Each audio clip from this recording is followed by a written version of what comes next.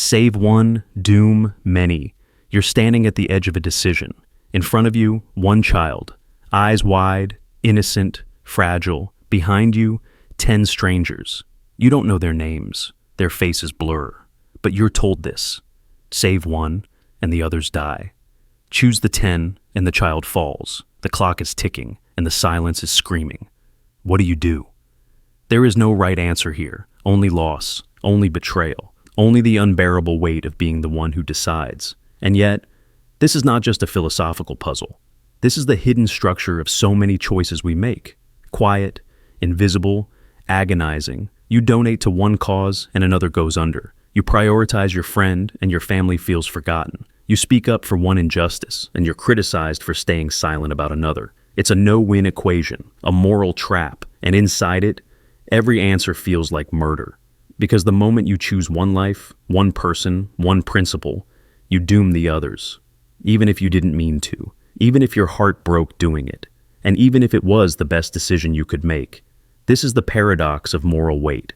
Not in theory, but in the heavy, trembling moments of real life. When consequences ripple beyond your view. When you can't save everyone. When you're forced to draw a line. And in doing so, you are changed. We grow up thinking good and evil are clean cut. That the hero always knows what to do. That love and justice always align. But real choices are messy. They are soaked in grief. And the deeper your compassion runs, the more it hurts to act. Because to care is to kill something. To love the child is to let 10 others die. To save the 10 is to crush one sacred life in your hands. And the worst part? The world doesn't wait for your answer. The fire keeps spreading. The decision keeps closing in. And indecision? That's a choice too. Some would say choose logic, numbers, save the 10, sacrifice the 1. They quote philosophy, utilitarianism, moral calculus. But others would argue, you don't measure life in numbers. One child, one soul, one heartbeat can outweigh the crowd if you feel it deeply enough. Because love isn't rational, and neither is grief. But in either path, you lose a piece of yourself. The guilt is built in. Maybe you've lived this already. Maybe not in life or death terms, but in the quiet ways we all betray something to protect something else. You stayed in a job that hurt your values, to feed your family. You ignored a friend's suffering because you were drowning too. You told a lie to protect someone you loved, and that lie became a wall you couldn't take down. Every silence feels safer, but silence is also a decision. A slow, silent vote cast towards someone's suffering, and deep inside, your nervous system records it. The guilt, the trade, the echo of what you didn't do. So, what are we supposed to do? We can't save everyone. We can't always choose right. So, how do we live with the burden? First, we stop pretending there's a clean answer. Moral clarity often doesn't come until after the damage is done. You feel the weight, you act anyway, and then you learn to carry what remains. Second, we acknowledge the pain of the impossible, because every true moral decision leaves a scar, and that scar doesn't make you weak. It makes you human. And finally, we look at the aftermath with open eyes. We own the cost. We name the grief.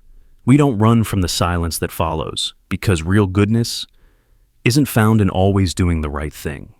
It's found in what you're willing to feel after the choice is made. Some people live their whole lives trying to avoid this moment, trying to outrun the impossible decision, trying to find the option where no one gets hurt.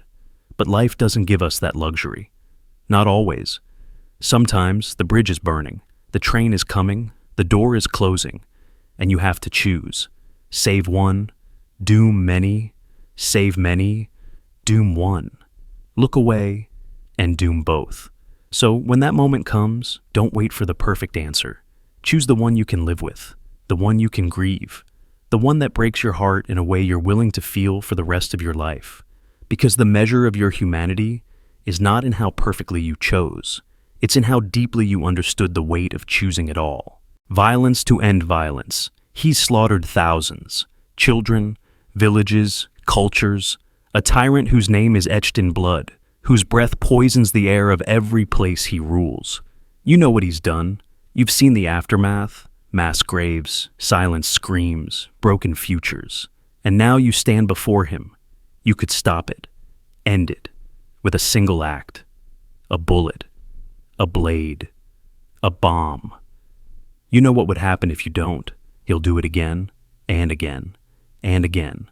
Your mind doesn't even flinch, it screams, he has to die. But deep inside, another voice trembles, a quieter one that whispers something far more dangerous. What if killing him makes you the same? This is the paradox, violence to end violence. The idea that to defeat evil, you must become its reflection, if only for a moment. That the only way to silence a tyrant is to use his own language, force. But in doing so, you risk contaminating the very soul you sought to save. It's not just a moral question, it's psychological, philosophical, existential. Because when you kill a monster, what happens to the part of you that learned how? You see, every war begins with the belief that it's necessary. Every execution is justified by the idea that it prevents worse. Every revolution wraps itself in justice. But the sword doesn't care why it was raised. It only knows how to cut. And once you learn to kill for the right reason, killing becomes thinkable. So where does it end? History is littered with those who swore they were different, rebels who rose against oppressors only to become the next regime, freedom fighters who promised peace, then ruled by fear. Because the cycle of violence doesn't break when the enemy falls, it breaks when you refuse to mirror him. But that's the agony. Because pacifism feels like surrender. Non-violence feels like complicity. Turning the other cheek in the face of genocide, it feels insane. And maybe it is. Maybe the world is too dark for idealism. Maybe sometimes you do have to pull the trigger. Maybe sometimes justice is ugly, necessary, final. But then what? What happens to you? You save 1,000,000 lives, but carry one death on your soul. You stop the tyrant, but inherit his method. You end a horror, but birth a new story. That violence works, and others will see that. Watch it, learn from it, copy it. Because violence teaches always, even when it wins. So what do? Let him live? Let him burn everything? Let your conscience remain clean while the world drowns? You can't. So you act. You kill him. And silence follows. Not celebration. Not peace. Just a strange echoing stillness, because you've done the unthinkable. For the right reason. And now you live in the gap between moral clarity and moral cost. People will praise you, call you a hero, say you were brave. But they weren't the one holding the weapon. They didn't feel the weight shift the second you crossed the line. They didn't hear the silence that came after. Because once violence becomes your tool, your tongue, your method, even for justice, something changes. Maybe not immediately, maybe not visibly, but somewhere in your psyche, a switch flips. And from that point on, every time you face darkness, the question will rise. Do I fight it with light or with fire? And each time, fire becomes a little easier to reach for. So here you are, alive, victorious, but stained. You stopped the worst. You chose action. You did what others wouldn't. But now you understand? Even the right war wounds the soul. Even the necessary kill scars the hand. Even when you win, something inside you dies. Because violence may end a life, but it never ends the question. The parent-clone dilemma, equal sign. A child stands before you. They have your eyes, your voice. They reach for you, not with logic, but with longing. They call you dad or mom, though you never met their mother, never made that choice. They are your child, but also not. They were cloned, created without your consent. Not born, but made, not through intimacy, but through imitation. And now, here they are, a living mirror, a heartbeat sculpted from your DNA. This is the parent-clone dilemma. You never asked for them, but they exist. And they want what all children want: love, identity, belonging. The question is, do you owe it to them? This isn't science fiction anymore. With the genetic technology advancing faster than ethics can keep up, we're approaching a world where cloning a human being, specifically replicating someone's child, isn't just a speculative nightmare. It's a real moral frontier. And while the biology may be synthetic, the emotions are raw. Because the moment a clone looks at you with human eyes, speaks your name, or reaches for your hand, it doesn't matter how they were made. It matters that they feel, that they want, that they suffer. But you didn't choose this. You didn't create this bond. So, do you have the right to walk away? Imagine this. You lose a child in an accident, A private lab uses their DNA and creates a perfect replica. Same voice, same face, same mannerisms. You're horrified. The clone knows everything your child knew, and they call out to you desperately. Please love me. Please don't abandon me. But in your mind, this isn't your child. This is a copy, a violation, a trauma layered over grief. Yet, biologically, they are your child. They feel, they dream, they cry. So what do? This is the split, the moral fracture. Because love, when authentic, isn't transactional. It doesn't come with contracts or lab signatures, but it does grow in consent, in choice, in intention.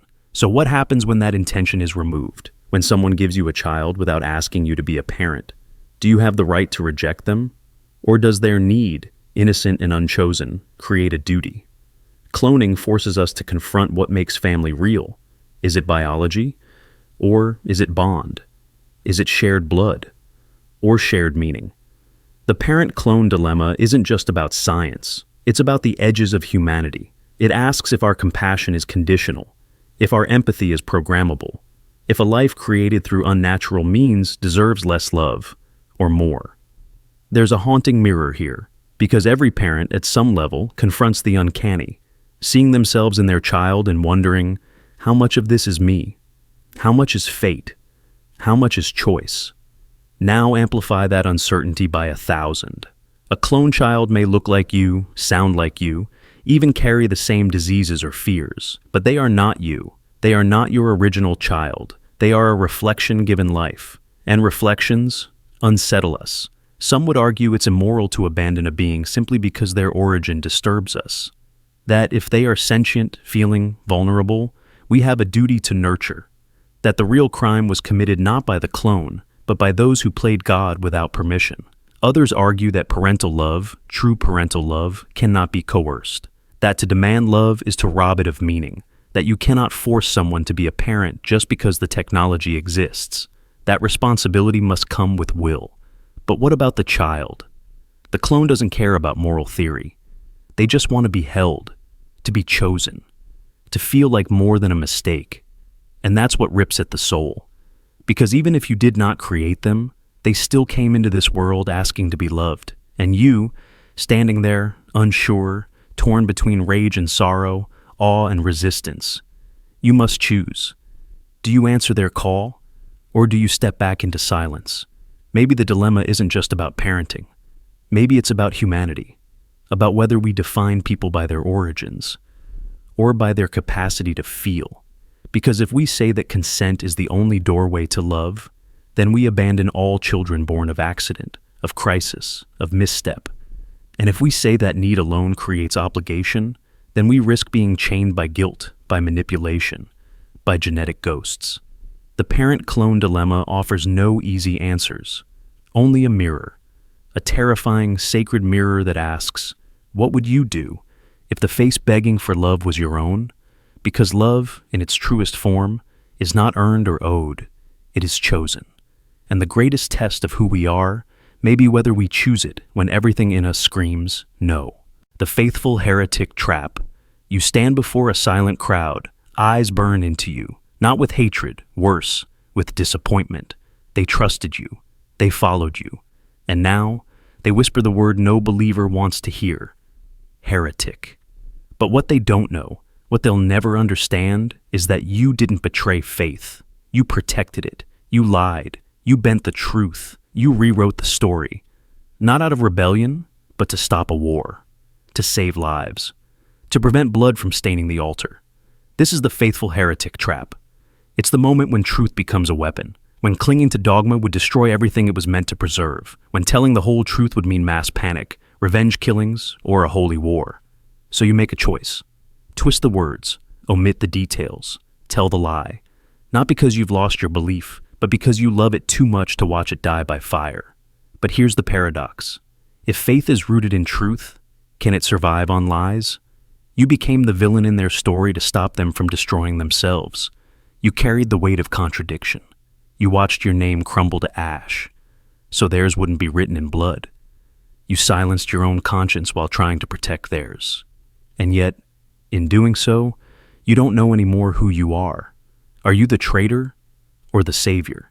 It's a trap more real than people admit, because this isn't just about religion. This is about ideology, about leadership, about what happens when your values collide with your reality. You believe in truth. You believe in justice. But when the unfiltered truth will burn down the fragile peace holding your people together, what do?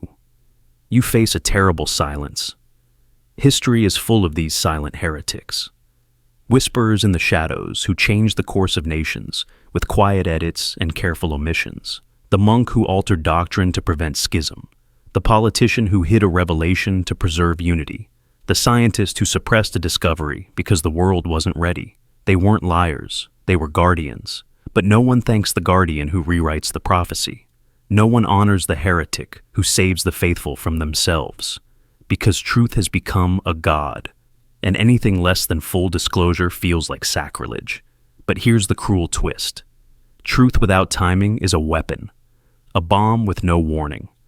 A fire in a crowded temple. You didn't lie out of cowardice. You lied because you saw what honesty would ignite, and you chose to hold the flame alone. And yet, it changes you. Once you cross that line, you don't come back unchanged. The lie becomes a splinter under your skin. Even if you saved lives, you lost something. Your purity, your clarity. That sacred alignment between your belief and your action, you fractured it. For them, and now, you carry both burdens.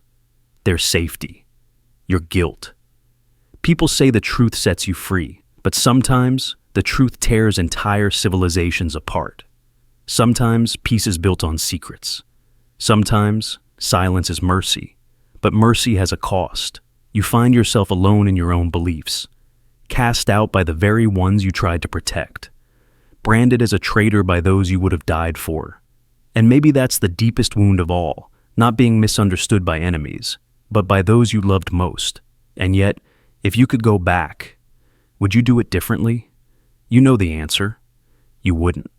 Because to you, peace wasn't just the absence of conflict. It was the shield between a generation and the abyss. You chose the burden so they wouldn't have to. You broke your own integrity so theirs could stay whole. You wore the label of heretic to preserve the meaning behind the faith, not just the words. But now, you live in the in-between. Not a martyr, not a monster, just a soul split by consequence. So, what do you do with that? You stop waiting for forgiveness that may never come. You stop hoping for recognition. You let go of the need to be understood. Because what you did wasn't meant to be admired. It was meant to be endured. You were faithful. Not to the doctrine, but to its purpose. Not to the story, but to its people. That kind of faith doesn't fit into scripture. It doesn't echo from pulpits. It lives in shadows, in the torn pages, in the edits no one sees. But it matters. And when the world turns its back, you remember this. Truth is not always what saves people. Sometimes it's the one who dares to carry its burden in silence. So let them call you heretic. You know what you really are. The mercy execution choice. You're sitting beside someone you love, someone whose body has become a battlefield, whose every breath is a knife. Their eyes, once full of mischief or wisdom, or mischief and wisdom, now flicker with the quiet plea of the almost gone. Pain is no longer a symptom. It is their existence. Their voice, when it comes, is a whisper that says what your soul is already screaming. Please, let me go. And in that moment, you are handed a decision no human should have to carry. A decision that doesn't feel like a choice, because both options shatter you. The mercy execution choice. You can end their suffering and live with the guilt of playing God, or you can let them suffer and live with the guilt of standing by. Either path is drenched in pain. One asks you to kill. The other asks you to watch them die slowly, against their will, against nature, against what love would want. And both will haunt you.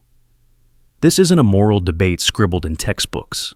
This is a real trembling moment in a room that smells like antiseptic and memory, where the clock on the wall keeps ticking as if it isn't watching someone disintegrate, where machines beep in rhythms more terrifying than silence, where the doctors say comfort care like that means anything to the person whose ribs feel like they're breaking from the inside out. You look at them and you wonder, is loving them enough? Or does loving them mean doing the unthinkable?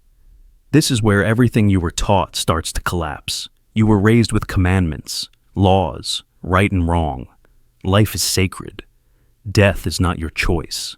But now you realize those ideas were born far from agony, far from morphine resistance and nerve pain that laughs at medicine. Those ideas weren't written in rooms where suffering had teeth. You try to tell yourself, maybe tomorrow they'll feel better. But there's no more better. There's only less unbearable.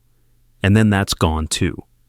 You're asked to choose between murder and mercy, between abandoning your soul's rules or abandoning the person who trusted you with their last breath. And no one tells you what comes after. No one tells you that if you help, you might never sleep again. That their face will visit you in dreams, not in accusation, but in silence. A silence you'll interpret 100 different ways. Did they forgive you? Were they grateful? Did you take too much into your own hands? But no one tells you what comes from not helping either. That you'll replay the moments they begged, that the sounds they made in their final days will claw their way into your quietest hours, that you'll hear their moans beneath music, that your name, which they once said with joy, will echo with disappointment in your own mind. This is not philosophy. This is not clean. This is not about whether assisted death is legal in your state, or if the morphine dose is high enough to let nature take its course. This is about the unbearable limbo where law and love diverge, where being human means shouldering choices evolution never designed us for. And then comes the moment no one sees, the moment you're alone, after the funeral, after the casseroles and the condolences, when the room is quiet again, and you ask yourself, did I do the right thing? And the answer doesn't come, because maybe there isn't one. There's only the reality you now have to live with. The question behind this choice isn't just about life and death. It's about what pain you are willing to live with. Are you strong enough to carry the weight of ending a life out of love? Or are you strong enough to watch someone suffer while doing nothing, out of fear? Both are prisons, and both require you to become something new, something heavier, something scarred, something permanent. Sometimes mercy feels like murder, and sometimes doing nothing feels like murder. And the hardest part is, no one else can decide for you. No one else knows your love. No one else will carry your nightmares. You alone will live with the choice. You alone will bear the cost. That is the cruel dignity of love. It gives you the front row seat to suffering, and sometimes hands you the knife. So what do? You ask questions no religion can answer. You speak to the dying like they're still whole. You wait for a sign and get silence. You pray, even if you don't believe, hoping something beyond you will intervene, will break the binary, will give you a third door, but none comes. And you're left with this. Love sometimes means making peace with no peace, with knowing that no matter what you choose, part of you will break. That's what makes it real. Not the rightness, not the logic, but the heartbreak. The mercy execution choice is not about right or wrong. It's about what you're willing to carry so they don't have to. It's about trading your peace for theirs, trading your innocence for their release. And it's about living afterward, not as a hero, not as a monster, but as someone who had to do the unthinkable for reasons no one else will fully understand. That is love, in its most brutal form. And in the end, there is no clean resolution, only the silent knowing. You did what you could in a moment no one should ever have to face. The Thoughtcrime ethics fall. You never said it, never did it, but it lived in your mind, a flash of jealousy, a violent impulse, a betrayal imagined in vivid detail, a moment where you wanted something you shouldn't, where you pictured something unforgivable, and then silence. You moved on. No one knew. Nothing happened. But now the question lingers. Are you still good? This is the shadow we don't talk about, the unseen self, the part of you that thinks what it shouldn't, that fantasizes, envies, judges, desires, the part you bury beneath layers of politeness and performance. But it's still there, still whispering, and every time it speaks, you wonder if it's a sign of who you really are. Because if you've thought the crime, doesn't that make you guilty? You don't have to act to feel shame. Sometimes the guilt comes just from wanting, from the idea itself, from the awareness that you could have chosen differently. And in those quiet, private moments, you become your own judge, jury, executioner. We live in a world obsessed with appearances, where behavior is everything, where morality is measured in what can be seen, recorded, or posted. If no one catches you, if no one's hurt, then you're still a good person, right? But what happens when the thing you're judging is invisible? You didn't lie, but you wanted to. You didn't hurt them, but you imagined it. You didn't cheat, but your mind crossed that line 100 times. So, where does that leave you? There's a name for this. A trap, really. The Thoughtcrime fallacy. The idea that your inner world defines your moral worth. That having a bad thought makes you a bad person. That imagination equals intention. But the truth is more complicated and more human. Because the mind is not a controlled space. It's a storm, a theater, a haunted house. And just because a thought appears doesn't mean it was invited. You are not your thoughts. You are your awareness of them, your relationship to them, your response to them. Everyone has had thoughts they'd never want spoken out loud. That doesn't make us monsters. That makes us honest. The danger isn't in the thought. It's in the shame that grows when we believe we're alone in having it. It's in the silence that convinces us we're uniquely broken. It's in the fear that if anyone knew what crossed your mind, you'd be cast out. But here's the truth. To think something dark is not to become darkness. To feel something forbidden is not to be evil. It's to be conscious, awake, human. Our thoughts reflect what we've seen, what we've feared, what we've repressed. They surface without warning. They echo trauma, culture, fantasy, pain, and judging them instantly, harshly, only tightens the knot. Because morality is not thought control, it's thought response. You didn't act. You reflected. You paused. You felt the discomfort. That is the compass. That is the measure of your character. Goodness isn't the absence of darkness. It's what you do with it. The person who never wrestles with a single dark thought isn't enlightened. They're unaware. The mind's shadow is part of the landscape, and facing it doesn't corrupt you. It sharpens you. But some will never understand this. They want goodness to be pure, clean, untouched. But the most honest souls, the kindest, the wisest, are often the ones who've stood in front of their own darkest possibilities and chose not to act. You do not need to punish yourself for being human. You do not need to confess every unspoken thought to feel worthy. You do not need to fear your own imagination. Instead, notice it. Study it. Let it teach you. Why did that thought arise? What pain does it reflect? What story is it trying to tell? Not every forbidden thought is a threat. Some are warnings. Some are old echoes. Some are tests of who you no longer are. You can have the thought and still be good. You can feel the urge and still choose integrity because your thoughts are like wind. They pass. But your values are the sail you hold firm in their direction. So the next time your mind goes somewhere dark, don't recoil. Don't spiral. Don't call yourself broken. Ask, what does this say about what I'm carrying? What part of me is still healing? And what choice will I make next? That's what defines you. Not the storm inside your skull, but the stillness you choose within it. The retroactive guilt paradox. You saved their life. Maybe you pulled them from a wreckage, donated blood, covered their hospital bill, talked them off a ledge, gave them a second chance when no one else would. In that moment, it felt like the purest good. A victory of compassion over cruelty. A confirmation of everything you believe about kindness, about humanity, about doing the right thing even when no one's watching. But years pass, and that person becomes something else. They lie, they harm, they manipulate, they rise to power on the backs of others. They break families, they spread suffering, they destroy lives. And suddenly, the memory of what you did twists inside your chest. Because now you wonder, was I part of this? This is the retroactive guilt paradox. The haunting idea that a moment of mercy in the past might have planted the seed of future destruction. That your kindness, your intervention, didn't just save a life. It created a monster. And now you ask, was it good? If it led to harm? It's not just a thought experiment. It's a quiet torment. One that doesn't scream, but whispers in corners, in the news headlines, in the trial verdicts, in the stories you hear about people you once helped. You think, if I hadn't stepped in, maybe this never would have happened. Maybe she wouldn't have lived long enough to hurt him. Maybe he wouldn't have grown into the kind of person who ruins others. You try to push it away. Tell yourself you couldn't have known, that your intentions were pure, that the future isn't your responsibility, but still, it lingers. Because you weren't a bystander. You acted. You changed the course of events. You rewrote their fate, and with it, the fate of everyone they would touch. And now, you live in the shadow of that choice.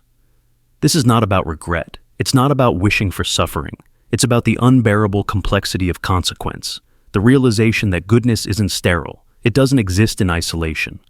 Every act of kindness ripples outward, and not always in the way you hoped. And so, you sit with this question. Did I save a life, or delay a tragedy? And the answer is both. Because human beings are not fixed points in time. They're stories, unfolding, evolving, collapsing, rebuilding. The person you saved wasn't a monster then. Maybe they were just broken, scared, alone. Maybe in that moment, they needed saving, and you were there. But time doesn't freeze at redemption. Sometimes, people change, or reveal who they always were. And when they do, when their choices darken, your past kindness becomes a thread in their narrative, one they never acknowledge, one you can't cut away. And now your mind plays tricks on you. It rewrites history. It tells you should have known. But that's not how time works. You didn't have a crystal ball. You had a human being in front of you, hurting, needing help, and you gave it. Because that's who you are. The paradox doesn't lie in what you did. It lies in what came after. And that's what makes it so unbearable. Because no one warns you, kindness carries risk. To save a life is to place a bet on who they might become. And sometimes, you lose. But here's what matters more. If you had known then what you know now, would you still have done it?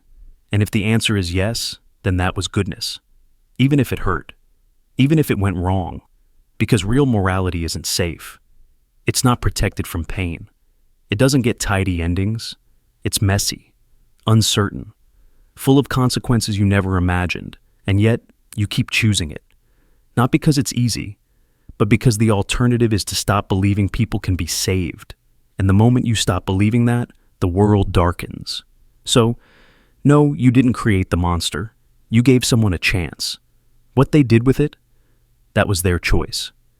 And what you did, that was grace. And grace doesn't always return the favor. The knowledge banishment choice. You open a file, you hear a confession, you see the footage. However it arrives, the result is the same. You learn something that no one else knows. Something that was never meant to be found. A truth so devastating, so foundational, that revealing it would burn through civilization like wildfire. A truth that breaks everything. And now you stand alone, not as a hero or a villain, but as the one cursed with the burden of knowing. This is the knowledge banishment choice. You want to scream it. You want to run into the street and shout. This is wrong, you think. People deserve to know. But then you pause, because you begin to imagine what happens next. The collapse of institutions, the unraveling of belief systems, the riots, the grief, the violent, irreversible loss of order. And that's when the true weight of the dilemma hits you. If truth is a right, then silence is oppression.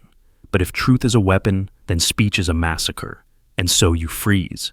Because now, you are the lever. You, and you alone, must decide what is more sacred. The freedom to know, or the need to survive. This is not a fantasy. It echoes throughout history. Consider the scientists who discovered the atomic chain reaction. Knowledge that led to power, but also genocide. Or whistleblowers who expose corruption only to watch innocent people suffer in the aftermath. Or leaders who learn secrets about pandemics, war crimes, or false flag operations, and must weigh the human cost of transparency against the risk of mass destabilization. The knowledge banishment choice is not about curiosity, it's about consequence. Imagine you find irrefutable evidence that a major religion is based on an intentional fabrication, not interpretation, fabrication. Now, imagine releasing that to a world built on those beliefs. People lose meaning overnight. Wars begin. Families fracture. Faith collapses. You didn't want destruction, but you just became the fuse. Or imagine discovering that we are living inside a simulation and the system, when made aware that we know, starts to fail. Digital cracks appear in reality. Sleep stops working, communication gets garbled, panic spreads. You didn't mean to break the world, but you did. All because you told the truth. So, do you keep it hidden? Silence in this case is an apathy. It's preservation. But preservation of what? Order built on illusion? Peace based on control? And if you say nothing, if you hide it, you become something else. Not a liar, not a coward, but a gatekeeper, a censor, a tyrant of truth. The very thing you swore to oppose, and worse, you know it. Every day you wake up with the weight of a world protected by your deception. And every smile, every celebration, every belief you see in others feels hollow. You are surrounded by innocence, but you are exiled from it. This is the hidden torment of the truth-bearer. You are both savior and villain, saint and dictator. Your ethics become a maze with no exit, because in one direction lies chaos, in the other, control. And the ethical lines that once felt so clear dissolve into fog. There is no easy answer, but there are questions that matter. Ask, who benefits from the truth, and who suffers? Ask, am I protecting people or protecting my fear of their pain? Ask, is silence preserving peace or enabling a prison? Because sometimes silence isn't ethical. Sometimes it's cowardice in disguise, but other times silence is mercy. A moment of pause in a world not yet ready to carry the weight of a shattered mirror. And maybe that's the secret. That truth doesn't need to be banished, but timed. That some truths must arrive slowly, in steps, through art, fiction, metaphor, through softened doors rather than explosive ones. Or maybe not. Maybe truth is violent by nature. Maybe it must destroy before it builds. Maybe the only true ethics is in letting go of control altogether and letting the world deal with the consequences, no matter how brutal. But you have to live with it. You have to live with it. That's the unbearable part. So you stand there, holding the truth like a match over dry grass. And in your silence or your revelation, the future rewrites itself. Because the question isn't just what you do with the truth. It's who you become once you've seen it. The moral puppet illusion. You did the right thing. You helped, you sacrificed, you gave. And everyone said you were a good person. But deep down, something didn't feel right. Because what if you didn't do it out of virtue, but out of fear? What if the kindness wasn't freely chosen, but subtly manipulated? What if your morality wasn't really yours? This is the moral puppet illusion. It's the uncomfortable possibility that you're being good, not because it aligns with your values, but because you've been trained, coerced, guilted, or praised into performing goodness. You help because you want to be liked. You give because you fear rejection. You forgive because you're afraid of being called bitter. You act with compassion, but only because not doing so would make you feel ashamed. And here's the haunting question. Does that diminish the goodness? Or does it prove that morality doesn't need purity? You see, we like to imagine ourselves as autonomous moral agents, acting out of free will, integrity, and deeply held beliefs.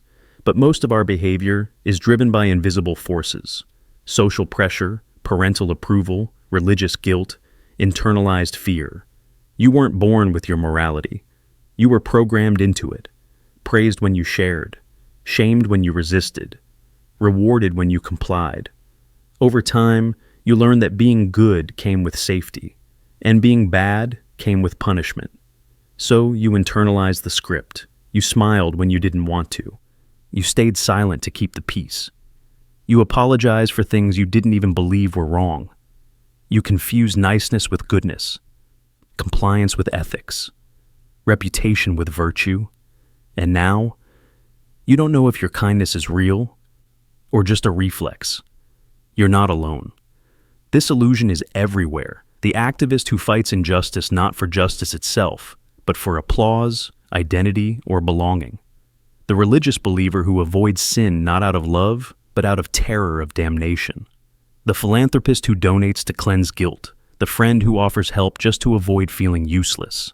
Does any of that mean their actions aren't good? Or does it mean that intent is overrated? That maybe goodness doesn't need to come from some perfect internal source to still count as good? That's the paradox of the moral puppet illusion. It shatters the purity myth. The idea that true morality must come from a place of total selflessness. But real life isn't like that. We are layered, complex, messy. Sometimes we do the right thing for the wrong reason. Sometimes we do the wrong thing while chasing a higher good. Sometimes morality is a tug of war between ego, fear, and compassion, and no side wins cleanly. So what do we do with that?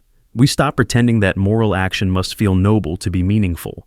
We start acknowledging the role of pressure, programming, and self-image in our decisions. And we ask better questions. Not, did I feel pure when I did it? But, did it reduce harm?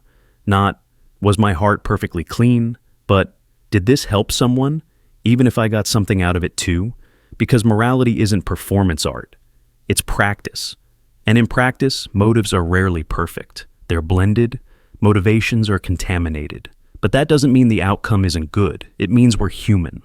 Still, the illusion cuts deeper. Because once you realize how often your goodness is tied to reward or avoidance, you begin to question your own identity. Am I a good person, or just a people pleaser in disguise? Would I still help others if no one knew? Am I only kind because I'm afraid not to be? And those are hard questions, but they're also honest ones, because they reveal that morality isn't just about actions. It's about awareness. The more aware you become of your puppet strings, the more agency you have to cut them, to choose goodness even when no one's watching, even when it doesn't benefit you, even when it costs something. That's when morality becomes more than just performance. It becomes integrity. But until then, does your manipulated goodness still matter? Yes. It matters to the person who received the help. It matters to the world that became slightly less cruel. It matters because harm was reduced, even if ego was involved. Your motives may not be pure, but neither is the world. And maybe, just maybe, morality that demands purity ends up paralyzing the people who need the most growth. Because when we worship perfect intent, we discourage real action. So here's the truth no one wants to say. Your moral instincts may have been shaped by fear, by praise, by guilt, by invisible strings, but that doesn't make you fake. It makes you trained, conditioned, human. The key isn't to destroy every trace of selfishness. The key is to see it and keep choosing goodness anyway. To say, yes, I want to be liked. Yes, I want to avoid guilt. But also, yes, I care. Yes, I choose to help. Yes, I act because I believe it matters. Not perfectly, not purely, but consciously. So the next time you catch yourself wondering, did I do this for them or for me? Ask this instead, did it make something better? Because maybe morality doesn't need to be untouched by ego. Maybe morality just needs to be practiced, honestly, repeatedly, with the full mess of being human still intact. The eternal harm cycle. You watch someone do something unforgivable. They hurt, they steal, they destroy. And inside you rises a fire, not just of outrage, but of clarity. They must pay. Justice, you think. Consequence. Balance. You want the scales to tip back. You want to feel that somewhere, beneath the chaos of this world, there is order, morality, fairness. But when the hammer falls, when the punishment comes, it doesn't feel like closure. It feels like continuation. Another wound layered on the original, and somewhere, in the heart of the punished, something festers.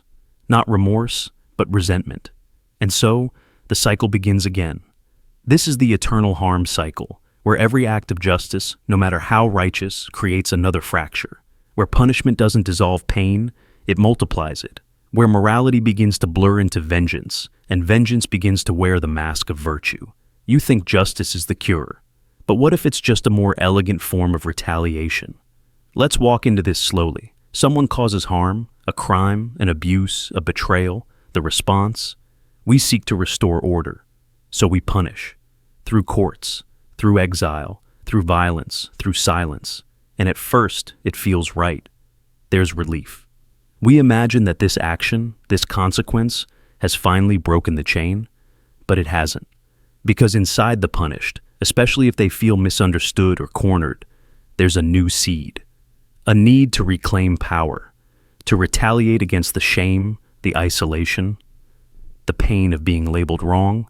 So they strike back, in words, in silence, in action. And then they become the villain, and someone else becomes the victim, and the cycle spirals again. At every level, personal, societal, even cosmic, we see this loop. A country is bombed, it retaliates, another country joins. Generations are born into feuds they didn't start. Families fracture over betrayals that began decades before anyone alive even understood the story. Lovers punish each other in silence over wounds neither fully remembers. We keep passing down pain, wrapping it in moral language. But underneath it all, it's just harm responding to harm. Now pause. Ask yourself, what is justice really for? If it's to restore dignity, can dignity be restored through fear? If it's to protect, can protection coexist with dehumanization? If it's to teach, can a person learn while being caged, humiliated, erased? We like to think that punishment brings change, that if someone hurts others, we must hurt them back, but in a way that feels official, structured, acceptable. But pain doesn't teach morality. Pain teaches avoidance, resentment, survival, shame, and shame is not transformation, it's corrosion. And the loop continues. Because when the punished become the next generation of angry, isolated people, we wonder, why didn't they just learn? Why didn't they just get better? The answer is simple. They weren't given the conditions for change. They were given the conditions for reaction, for rebellion, for hatred. And what you feed grows. Even within ourselves, the cycle is alive. You hurt someone, you feel guilt. So you punish yourself, quietly. You sabotage your joy. You deny yourself love. You think suffering will cleanse you, but instead, it makes you bitter, closed off. And soon, you're hurting someone else, not because you're cruel, but because your pain leaked out in the only direction it could. The cycle doesn't need villains, it only needs unhealed wounds. So is there an escape? Can we ever end the echo? The first step is to tell the truth. Morality, as we practice it, is often built on fear. We don't want justice, we want reassurance. We want to believe that good people win, that bad people lose, that the world is not as chaotic as it feels. But morality becomes a tool of harm the moment it forgets the humanity of the person on the other side, the person who did the wrong thing. Because when we strip someone of complexity, we stop seeing them as salvageable. And when that happens, we justify anything. But here's the deeper truth. Every person who causes harm was harmed. Every oppressor was once afraid. Every tyrant was once a child who learned power meant survival. Every abuser learned to repeat what once broke them. This is not excuse. This is context. And context is what opens the door out of the cycle. Restorative justice asks a terrifying question. What if healing is more powerful than punishment? What if the person who harmed others is not a monster, but a mirror of unprocessed pain? What if accountability isn't exile, but understanding plus responsibility? What if morality isn't about revenge dressed as fairness, but about interrupting the transmission of pain? Imagine a world where harm led to reflection, not rejection. Where those who were hurt were truly heard, and those who hurt were truly seen. Not to be excused, but to be transformed. That's not softness, that's strength. Because it's much easier to destroy than to heal. Much easier to punish than to pause. Much easier to silence someone than to ask them why. But if we don't break the pattern, it will break us. One more generation of war. One more life sentence. One more child absorbing the message. You are your worst mistake. The eternal harm cycle isn't a mystery. It's a memory. It lives in your family, in your relationship, in your gut. But it can end. Not all at once, not cleanly, but slowly, gently. In the moments you choose curiosity over judgment, compassion over punishment, understanding over vengeance, that is the revolution. And maybe, just maybe, justice isn't about making things even. Maybe it's about making things whole. The mirror ethics error. You held the door open. You donated. You stood up for someone in public. You posted about injustice. You said the right things. And people noticed. They smiled. They praised you. They called you kind, noble, strong. And something inside you lit up. But later, when the noise faded, a question whispered, quiet, sharp. Would you still have done it if no one had seen? Would you have helped if it stayed invisible? Would you have spoken if it went unheard? Was the goodness for its own sake, or was it for the mirror? This is the mirror ethics error, When morality stops being about what's right and becomes about how you'll be seen. Not by God, not by your victims or your heroes, but by an audience, an invisible panel of imagined eyes, watching, judging, validating, and somewhere, slowly without realizing, your conscience starts reporting not to your soul, but to your ego. Because being good feels good, but looking good, that's addictive. We live in a world of reflection. Every action has an echo. Every thought can be shared. Every moment can be captured, filtered, posted. So we curate our goodness. We package our virtue. We perform morality in high resolution. And somewhere along the way, we forget where the performance ends and the truth begins. But morality built on reflection is fragile. It depends on witnesses. It depends on praise. It thrives in the light, but falters in the dark. And that's the test. Who are you when there's no mirror? Would you still be kind if no one applauded? Still honest if no one knew? Still generous if no one said thank you? Or is the goodness just a mask your ego wears to earn applause? It's not easy to tell, because our minds are clever. They don't just want to be good, they want to believe they're good. So, even when our motives are mixed, we wrap them in noble language. We say, it's just the right thing to do. But somewhere deep underneath, we're waiting for someone to notice. We're waiting to be seen as the good one. But goodness built on performance is a house of glass. Because the moment no one's watching, the cracks appear. The cracks between action and intention. Between truth and image. And suddenly, you're not doing the thing because it's right. You're doing it because it feels right to be seen doing it. You help not to heal, but to be praised. You speak not to protect, but to be admired. And morality becomes a mirror, not a compass. But here's the uncomfortable truth. The real measure of your ethics isn't how you act when seen. It's how you choose when unseen. Do you pick up the trash when no one's around? Do you correct yourself when no one would catch you? Do you help someone who will never repay you, never mention you, never even know your name? That's the weight of true morality. Not the applause, but the silence that follows a good deed done in private. Not the selfie, but the sacrifice. And yes, it's uncomfortable because we all want to be seen. We all want to matter, to know our goodness has weight, that we exist in the minds of others as kind, just, righteous. But there's a deeper form of goodness, one that exists even when no one bears witness, the kind that shows up when it's hard, when there's no benefit, when your name won't be remembered, when your ego gains nothing, and you still choose the right thing, not because it earns you anything, but because it costs you something. Time, comfort, recognition. That's when the goodness is real. But that kind of goodness isn't shiny. It doesn't trend, it doesn't fill a comment section. It leaves no trace except in the person you helped and the person you become. And that's the paradox. The truest goodness often looks invisible to the world, but it transforms you completely. So, how do you break the mirror? You begin by telling the truth to yourself. You ask, would I still do this if no one ever knew? You ask, is this act about them or about me? You ask, if the mirror shattered, would my goodness remain? And if the answer is no, don't shame yourself, just adjust. Begin again, quietly, without fanfare. Do something kind in silence. Give without telling. Uplift someone who'll never know it was you, and let that unseen moment become your anchor. Because morality built on reflection will always crave more light, but morality built in darkness glows. The mirror will always tempt you, but your truest self lives behind it. Not the person performing goodness, the one living it. And when you meet them, raw, alone, unrecognized, you'll know what real integrity feels like. Not the echo, not the reflection, but the silence after the choice. They look up at you, pale and trembling, tubes in their arm, machines humming like distant waves. The room is quiet, too quiet. And then they ask, will I survive? You pause. You already know the truth. The doctor told you privately.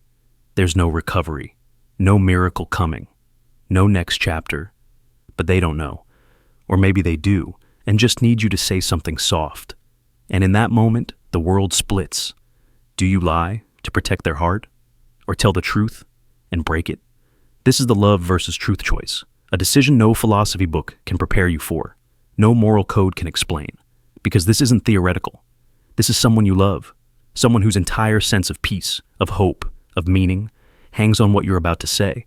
And whatever you choose, you lose something. Tell the truth, and you may shatter the last thing they have, belief. Tell a lie, and you may rob them of the chance to say goodbye, to make peace with what's coming. So you stand there, caught between mercy and reality, between your duty to love and your duty to truth. Most of us think we know what we do. I'd be honest, some say. Everyone deserves to know the truth, but those are words said in daylight, not in the dark, not in that sterile hospital silence when a heartbeat is slowing and a hand is reaching for comfort. Because sometimes truth is not a gift. Sometimes it's a blade, and love might mean setting it down. But then the questions follow. If you lie and say, yes, you'll be fine, what happens when they realize you knew otherwise? Do they pass believing in a future that never arrives? And if they do, is that kindness or cruelty? And if you tell them the truth, no, you won't make it. Do they crumble? Do they stop fighting? Do you steal the last breath of hope they had? It's not about right or wrong. It's about what you're willing to carry, because truth honors their dignity. But love wants to protect their peace. And often, they're in conflict. You might tell yourself, they deserve the truth. But maybe in that moment, they don't want truth. Maybe they want you, your hand, your steadiness, your voice saying something, anything, that doesn't echo death. So maybe you lie, not because you're weak, but because they're scared. And that lie becomes your burden, one you carry so they don't have to. And after they're gone, you live with it. The words you said, the ones you didn't. The impossible choice you made with a voice that shook, because love demanded something truth couldn't give. And maybe later, in the quiet, you question it. Should I have told them? Did I take away their chance to say goodbye? Did I do the right thing, or just the loving thing? But here's the unbearable truth. Sometimes, there is no right thing. There is only what the moment asks of you. There is only the weight you can bear and the peace you can give. Because in the end, no one leaves this world with all the answers. But maybe they leave with your voice in their ear. And maybe what matters most is that it made them feel safe. The love versus truth choice. The happiness prison trade. The world is finally quiet. No crime, no war, no depression. Smiles stretch across every face. Families dine together. Strangers greet each other with warmth. There are no protests, no hunger, no tears in the dark. It is peace, sustained, flawless, universal. The kind philosophers dreamed of and tyrants failed to achieve. A utopia at last. But beneath the surface, a secret. Everyone is drugged, not stumbling or sedated, but chemically calibrated. Their neurochemistry tweaked just enough to smooth out pain, anger, doubt. Their impulses softened, their existential dread muted, their individuality gently sanded down. They think they are happy. And in a way, they are. But not because they chose happiness, because it was administered. This is the happiness prison trade, and you are the one who must decide if it's worth it. You didn't create the drug, but you were handed the switch. Activate it, and every mind on earth shifts. The suffering ends, the trauma silences. Humanity becomes a chorus of harmony, content and controlled. Refuse, and the world continues as it is. Broken, cruel, chaotic. Millions suffer every day from preventable pain, from war, from hunger, from despair. But they are free to suffer. This isn't a sci-fi fantasy. It's an ethical crucible, a razor-edged question. Is happiness without freedom worth having at all? Let's strip away the aesthetics. Picture a child in a war-torn country, starving, shaking, forgotten by the world. This drug could save her. She would never feel pain again. But it would also mean she'd never truly choose joy. It would be assigned, prescribed, not earned, not discovered. Multiply that by billions. Now picture a man on the brink of suicide. He is invisible to the world. One dose and he is whole again. Productive, peaceful. But his grief, the pain that shaped him, that gave him depth and truth, is gone. Not healed. Erased. What makes this so unbearable is that it works. The drug works. You're not trading false euphoria. You're trading agency. The ability to feel deeply, wildly, dangerously. You're removing the lows to guarantee the highs, but in doing so, you make life safe and sterile. What is a utopia if no one chooses it? What is peace if it's programmed? Some would say you've solved the problem of human suffering. You've transcended the flaws of evolution. No more mental illness, no more hate, no more trauma. Isn't that worth the cost? But others would argue that suffering has meaning, that from pain comes art, from conflict comes growth, from the raw mess of emotion comes the soul's deepest truths. Remove that, and you don't just end suffering. You end humanity. Love, real love, often comes from wounds. Empathy grows from knowing grief. Courage is born in chaos. Can a drug replicate that? Can synthetic bliss ever replace the beauty of earned joy? You might think, what if they never knew? If no one remembers their freedom, does it matter that they lost it? Isn't ignorance better than anguish? But then you'd have to ask, what does that make me? A savior? Or a puppeteer? Because in that silence, where no one resists, where everyone smiles by design, you'd be alone with the knowledge that it's not their happiness, it's yours. That you've built a paradise with invisible bars, and yet, could you bear to watch them suffer? Could you watch billions of lives break and fall and weep when you know you could have stopped it with a simple choice? That's the horror. That's the trap. Every option damns you. Activate the drug, and you betray the human spirit. Refuse, and you betray human lives. So which is worse, a lie that heals or a truth that hurts? The happiness prison trade isn't about morality in the abstract. It's about the unbearable weight of impossible power, about whether peace matters more than freedom, whether joy matters more than truth. And in the end, you must choose. A world that suffers but feels, or a world that smiles but sleeps. Either way, you lose something precious. And either way, humanity becomes something else. The escapee's dilemma. You got out. That alone makes you dangerous. You slipped through the cracks of a system that wasn't built to protect you, but to control you. You saw what they didn't want seen, lived what they denied. And now that you've escaped, they have only one request. Your silence. Stay quiet. Keep your head down. Be grateful. Don't stir the dust you left behind. This is the escapee's dilemma, the crossroads where freedom meets fear, where the cost of your voice is measured against the illusion of safety. You are no longer in chains, but you're not free either, because silence isn't peace. It's pressure disguised as protection. They say, don't burn bridges, but those bridges led to cages. They say, don't make trouble, but you were the one trouble was made for. Now, with every breath, you carry knowledge that could crack the mask off an entire structure. You could expose what hides beneath. But if you speak, you might lose everything.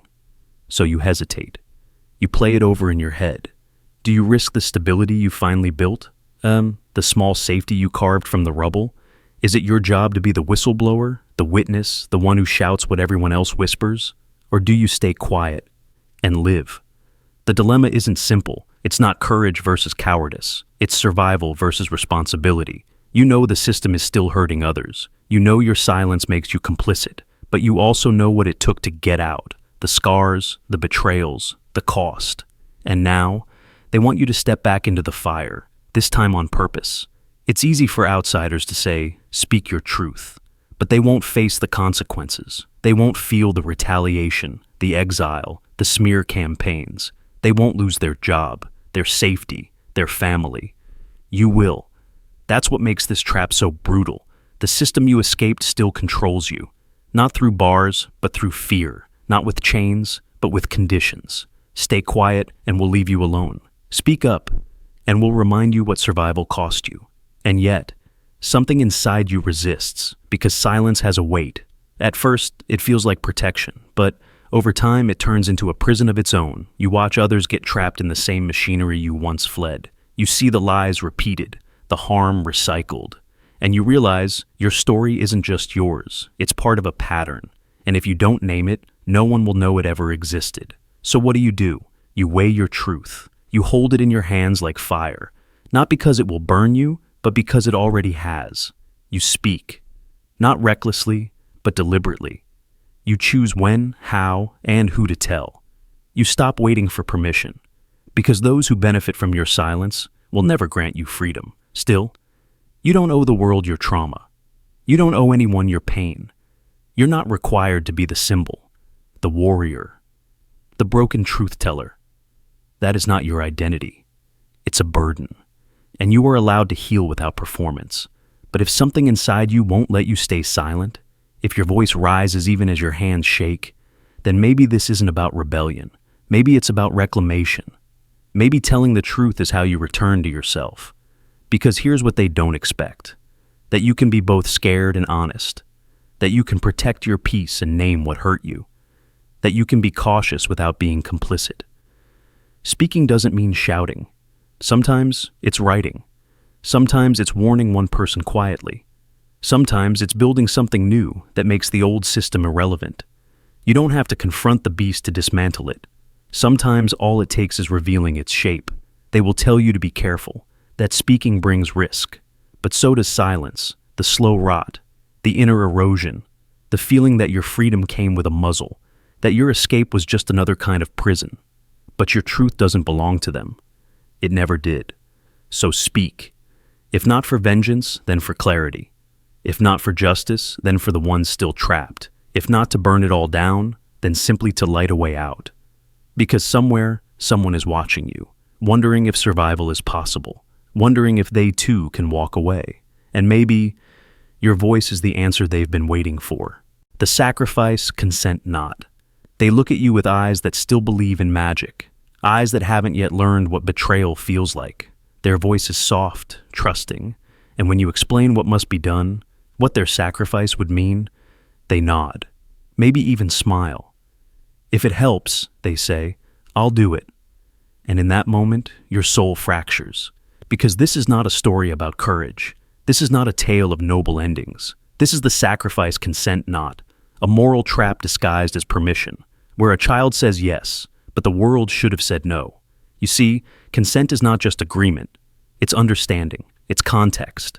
It's the ability to grasp consequences beyond what language can explain. And children, by their very nature, don't have that. Their trust is a mirror of how they've been raised. Their decisions are reflections of what they think love looks like. And when they say yes to pain for the sake of others, we must ask, who taught them that their life was negotiable? Imagine this. There's a city, sick, starving, dying. But somewhere in the heart of it is a mechanism, a curse, a spell, a system that says, give us one innocent and the rest will live. The only way out is through the sacrifice of someone untouched by guilt, someone whose pain can balance the scales. It sounds ancient, mythic, but the story is far too real. You're told this child is willing, that they've been told everything, that they understand. But understanding isn't something you can hand to a child like a toy. Their brains are still weaving cause and effect together. Their hearts are still learning what fear even means. Their yes is not a legal contract. It's an echo of trust in adults who should protect them. And here lies the knot. You need consent to make it feel moral, but the only person who can give that consent doesn't have the capacity to know what they're agreeing to. The more innocent they are, the more valuable their sacrifice, and the less able they are to truly choose it. So, is it really a choice? What if they say yes because they want to be brave, because they want to make you proud, because they think that saying yes means being loved more, that they'll go to heaven faster, that they'll be remembered forever, like heroes in stories they were too young to question? What if their consent is a performance, born not of understanding, but of what they've seen grown-ups reward? What if their yes is built on a house of mirrors? We tell ourselves that if someone agrees, it's okay, that if the suffering is volunteered, it's not exploitation. But when that someone is a child, the entire framework collapses. Because children don't volunteer for pain unless the world has already taught them that their joy comes second, that their body, their safety, their future can be bartered. You look at this child and you want to believe it's pure, that their willingness makes it right. But deep down, you know, what you're witnessing is not courage. It's the most tragic form of obedience, the kind where love is weaponized, where loyalty becomes a death sentence. And so, the real question isn't about them. It's about you. Do you go through with it? Do you press the button, hold their hand, whisper that it'll be okay, even when it won't be? Do you betray their trust in the name of the greater good?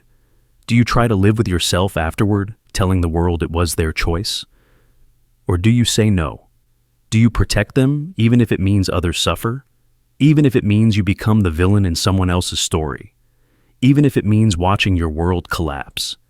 There is no clean answer, no ethical checklist. Just the agonizing truth that morality is not math, that you cannot trade one child's life for 1,000 others and call it even. Because the moment we decide that one life is less sacred than many, we open the door to horrors cloaked in logic. The knot tightens because it feels rational, because the suffering is consensual. But in reality, we've passed the burden of impossible decision-making onto someone who should have been playing, laughing, living, not dying for strangers who will never know their name. And if you think this is only a thought experiment, look around. Children have been sacrificed throughout history, not always on altars, but in factories, in wars, in homes where silence is louder than screams. Each time the world found a way to justify it. It's necessary. It's tradition. They wanted to help. And each time we broke something sacred. So ask yourself, what is morality if it depends on innocence offering itself up? What is goodness if it can't protect the most vulnerable? And what is consent if it comes from someone who trusts you not to ask that question? The sacrifice. Consent not is not meant to be solved. It's meant to stop us, to force us to sit in the discomfort of power and the unbearable weight of choices that should never have existed. It asks, what will you carry to protect what should never be harmed? Because maybe true morality isn't found in the willingness to make hard choices. Maybe it's found in the refusal to make the wrong one, no matter the cost. The child soldier defense. The gun is shaking in their hands, but it's loaded. The eyes are wide, but not innocent. They're 12, maybe 13, dressed in rags armed with steel, and they've been taught, trained, to pull the trigger before asking questions. You freeze. You plead.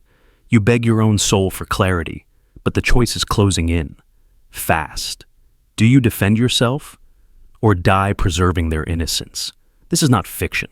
This is not a movie scene. This is the real nightmare of modern warfare, of broken systems, of innocence weaponized. Child soldiers are not born. They're made. Ripped from their homes, drugged, brainwashed, brutalized into killers. Their hands may be small, but the violence they carry is real. They've seen more blood than most adults, been forced to commit horrors to survive. And now, in front of you, one stands with trembling fingers, eyes flickering between confusion and command. And still, the question remains, what do you do? If you defend yourself, you survive, but you kill a child. If you hesitate, you may die, but preserve what's left of their soul. Is there a right choice, or only tragedy dressed in different forms? This is where morality breaks, because every instinct you have screams that children must be protected. That childhood is sacred, that no matter what they've done, they didn't choose this. They didn't ask to be turned into weapons, but in this moment, they are. The bullet doesn't care how old they are, and your body knows that. Your nervous system doesn't have time for philosophy. It reacts, it fights, it survives. And yet, afterward, if you live, you'll ask yourself, what kind of person survives a child? This is the child soldier defense. It's the moral collapse that occurs when violence and innocence are forced into the same frame, when you can't separate victim from threat, when the thing you must defend against is also the thing you'd give your life to protect. And this is exactly why child soldiers are used, because they break the psyche of everyone involved. They break the rules. They short-circuit ethics. If you kill them, you're a monster. If you don't, you're a martyr. And both outcomes haunt you. But here's the unbearable truth. There is no clean answer here. No virtue. Only survival. Only consequence. And maybe the most devastating part, the child has already been lost. Not just if they die, but even if they live. Because long before you saw them, someone already murdered their childhood, their trust, their softness. They were forced to kill to eat, forced to obey or be executed. Their world was warped before yours ever intersected it. So when you stand there, caught in the impossible, gun pointed at your chest, you're not choosing between good and evil. You're choosing between grief and guilt. Do you carry the shame of ending what little remains of their humanity? Or do you carry your own body to the grave, hoping your death doesn't become one more brick in their fortress of trauma? And who would you be, either way? What if we stopped asking what you should do in that moment, and started asking why the moment ever had to exist? Why do systems collapse so easily that children become executioners? Why do we build worlds where kids are taught to pull triggers before they learn to read? Why do we keep creating wars that devour innocence and spit out soldiers? Because it's not just about survival, it's about prevention. It's about acknowledging that this is not just one story, it's thousands, across continents, generations. History repeats this nightmare in different uniforms, different languages, the same heartbreak. So, maybe the only way to answer the child soldier defense is not with a trigger, but with a vow. That if you survive, you won't look away. That you won't call them monsters. That you won't let your horror turn into hate, because they were children first. And what they became is our collective failure. And if you die, then let your silence carry that truth forward. That even in your final moment, you saw the child behind the weapon. There is no hero in this story, only loss. Only the echo of a system so broken, it forced you to choose between soul and survival. And the haunting question that will follow you forever: who would you have been had you lived their life? The lottery execution law. The world is dying. Resources are scarce. The air is thinner. Cities have collapsed into deserts. Oceans swallow coastlines. And humanity, desperate to delay its extinction, agrees on a single unthinkable law. Each year, one citizen will be killed. Not for punishment, not for crime, but for balance. The lottery execution law. One name, one person, one death. Offered not in rage, but in ritual. It is supposed to buy time, hope, order. A single sacrifice for the survival of the many. And the most terrifying part? Everyone agrees. There's no rebellion, no outrage, just silence, acceptance. The ballots are drawn, the names are read, and the chosen walk forward. Voluntarily? Sometimes. Other times, they scream. But the system goes on, and the question begins to eat you from the inside. If a killing is agreed upon by all, is it still murder? Or is it duty? This is the paradox, the moral knot. Because what happens when morality is redefined not by principle, but by consensus? What happens when an atrocity wears the mask of necessity? The people sleep better at night. They say, "We're doing what must be done. It's ugly, but it's just." They mourn the chosen, but not too loudly, because secretly, they're relieved it wasn't them. But here's the thing about murder. It doesn't need hatred. It only needs permission. And once killing becomes law, even symbolic, even ceremonial, something shifts in the collective soul. The horror fades, the ritual hardens, and the unthinkable becomes tradition. You begin to wonder, are we surviving, or slowly extinguishing what makes us human? Because the logic is so seductive. What's one life? To save 1,000? What's one drop of blood? To avoid chaos? You could justify anything with that equation. And so, year by year, the line blurs. Children ask, who will it be this year? Teachers explain the ballot system. Priests offer blessings to the chosen, an honor, they say. Some even volunteer. They're hailed as heroes, their faces on posters, their names in songs, and still, the world dies.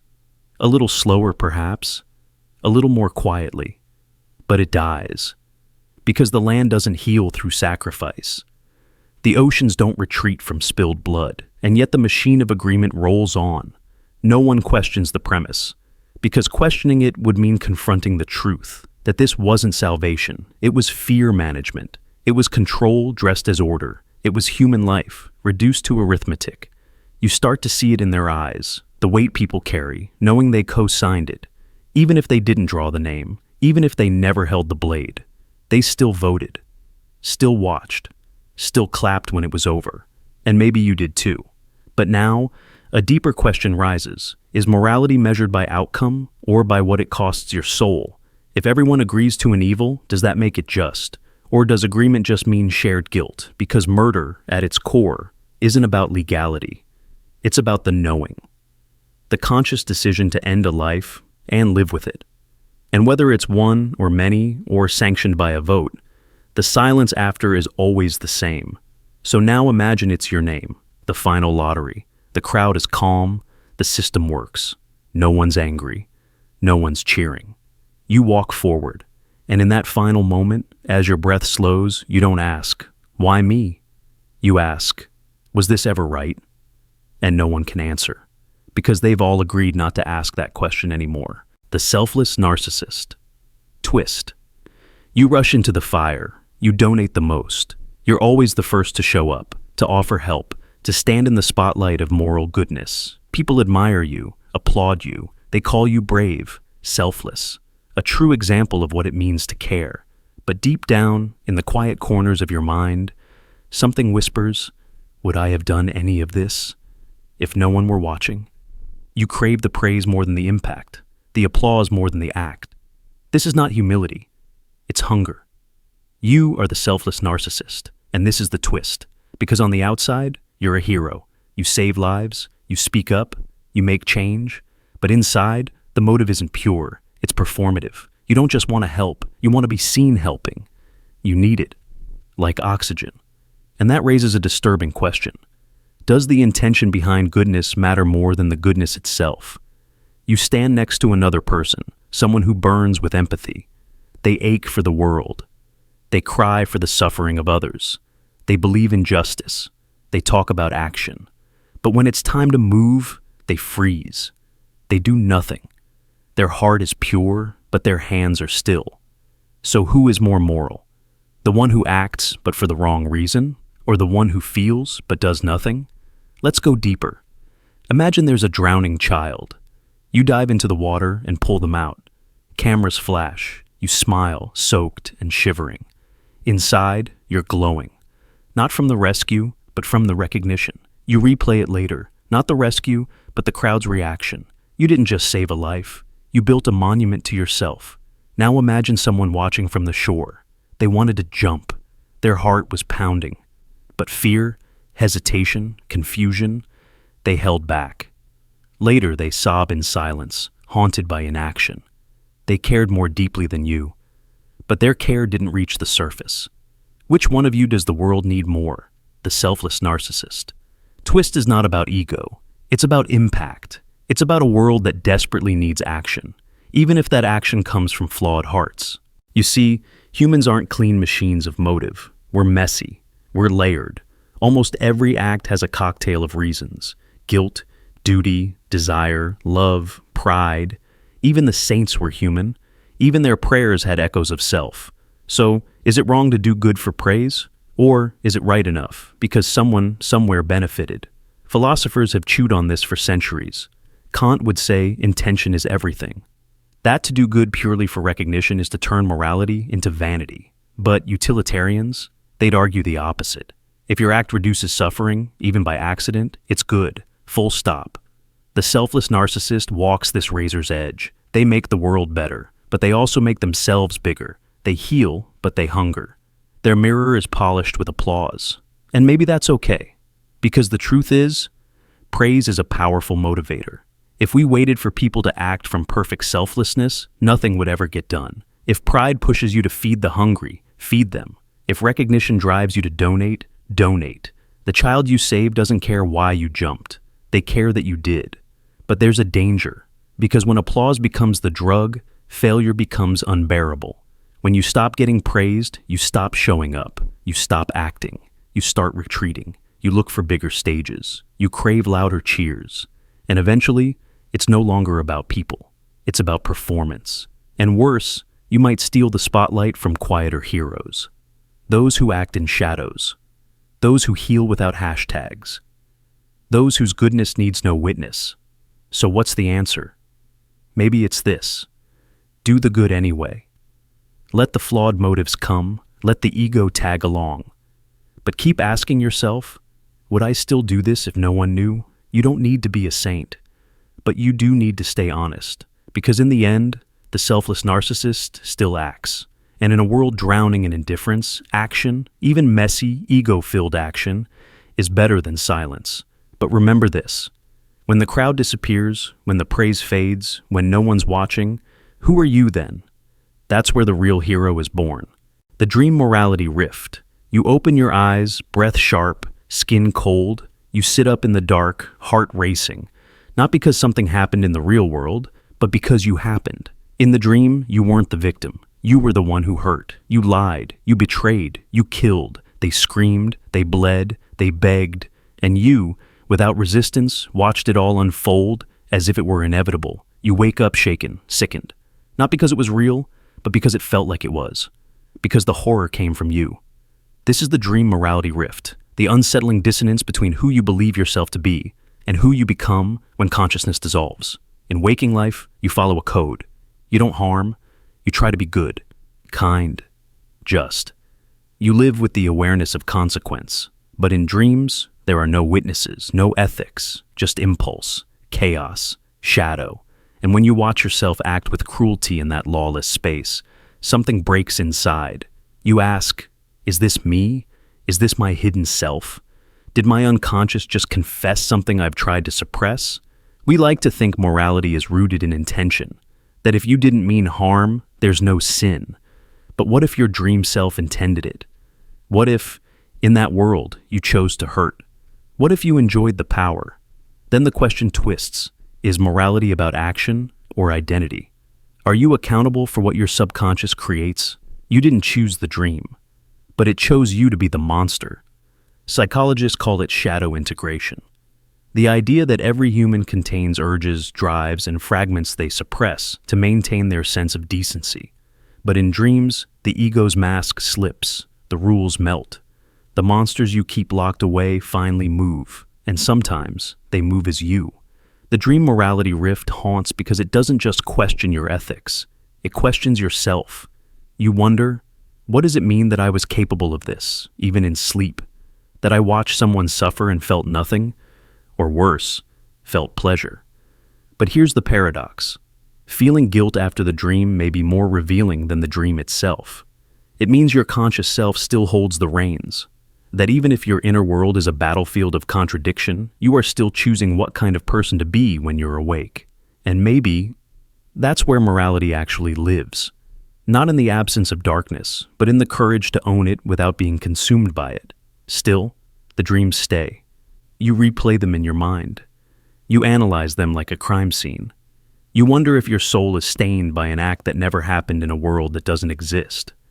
But your body doesn't know that. Your guilt is real. The fear is real. The shame is real. And so, the nightmare doesn't end with waking. It echoes.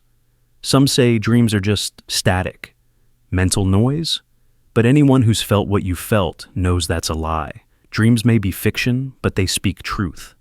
Not literal truth, but emotional truth. They show you what you fear, what you repress, what you refuse to confront.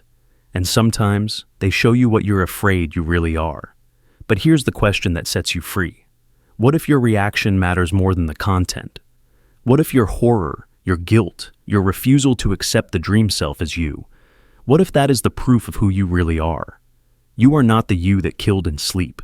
You are the you that woke up shaking. And if morality is intention, then your intention is to not be that person. That nightmare wasn't a sin. It was a confrontation. An internal reckoning, a test that you pass the moment you refuse to justify it. Still, the rift lingers, because now you know the capacity exists, the violence within, the primal shadow, the chaos under control, and that knowledge humbles you. Or maybe it saves you. Because anyone who believes they are all light is dangerous, but those who face their own darkness and chosen not to act on it are the ones we can trust. You've seen the worst in yourself, in a place where no one else could see it, and even there, it disturbed you. That means something. So don't run from the dream. Don't pretend it didn't happen. Sit with it. Study it. Let it teach you what parts of you still need healing, still need naming, still need space to exist without taking over. Morality is not the absence of shadow. It's the commitment to navigate through it without losing yourself. So, the next time you wake from the kind of dream that makes you question your soul, remember this. You are not guilty for what your unconscious mind created. You are only responsible for what you choose to become after you wake. And tonight, you woke up a little more aware. The Hoarded Cure Dilemma. You hold the vial in your hand. Inside it swirls the cure, clear, still, perfect. The only one left. The last salvation for a disease tearing through lives like wildfire. They're out there, sick, gasping, waiting. And here you are, healthy. But only until you make your choice. Because the moment you give this away, your clock starts ticking. You won't die instantly. But the cure works once. On one body, yours, or theirs. This is the Hoarded Cure Dilemma, the collision point between survival and sacrifice, where morality isn't about what's right, but about what's left of you if you choose to live. You didn't ask for this. You didn't steal it. You didn't hoard it from the weak. Maybe you stumbled upon it by chance. Maybe you earned it. Months of searching, risking everything. And now, the world is burning outside your door, and someone is begging. Not everyone, just one. One face, one voice, one life. They're dying. You could stop it, but you'd be starting your own ending. The question is brutal in its simplicity. Is your life worth more than theirs? Most of us want to believe we'd choose nobly, that in the heat of the moment, we'd become legends of compassion, that we'd whisper, "Take it," and watch the pain disappear from someone else's face, while death quietly begins wrapping its fingers around ours. But it's easy to be virtuous in theory. Easy to imagine sacrifice when the air isn't heavy with your own breath. When it's real, the fear speaks louder, the animal part of you, the part that says you've come too far to die now, the part that sees not just death, but wasted life. You remember your plans, your people, the things undone, and that scream rises inside you. I don't want to die, and that is not wrong. There's a lie we tell ourselves, that morality and fear are opposites, that self-preservation is selfishness, but survival is instinct, hardwired, universal. You're not weak for wanting to live. You're human. And yet, so are they. Which means their life has weight too. And here is the unbearable math. In saving yourself, you condemn someone else. You don't hate them. You don't wish them pain. But pain will come. Because of your choice. So, how do you decide? Do you measure potential? Are you younger? Smarter? Have more years left? Does your story deserve more pages? Or do you give it away because you feel guilt or shame, or because the idea of watching someone die while you live feels like a permanent scar? Maybe you tell yourself they'd do the same, that anyone in your position would choose to survive. Maybe that's true, but maybe that's just how we keep the vial in our hands without drowning in our own reflection.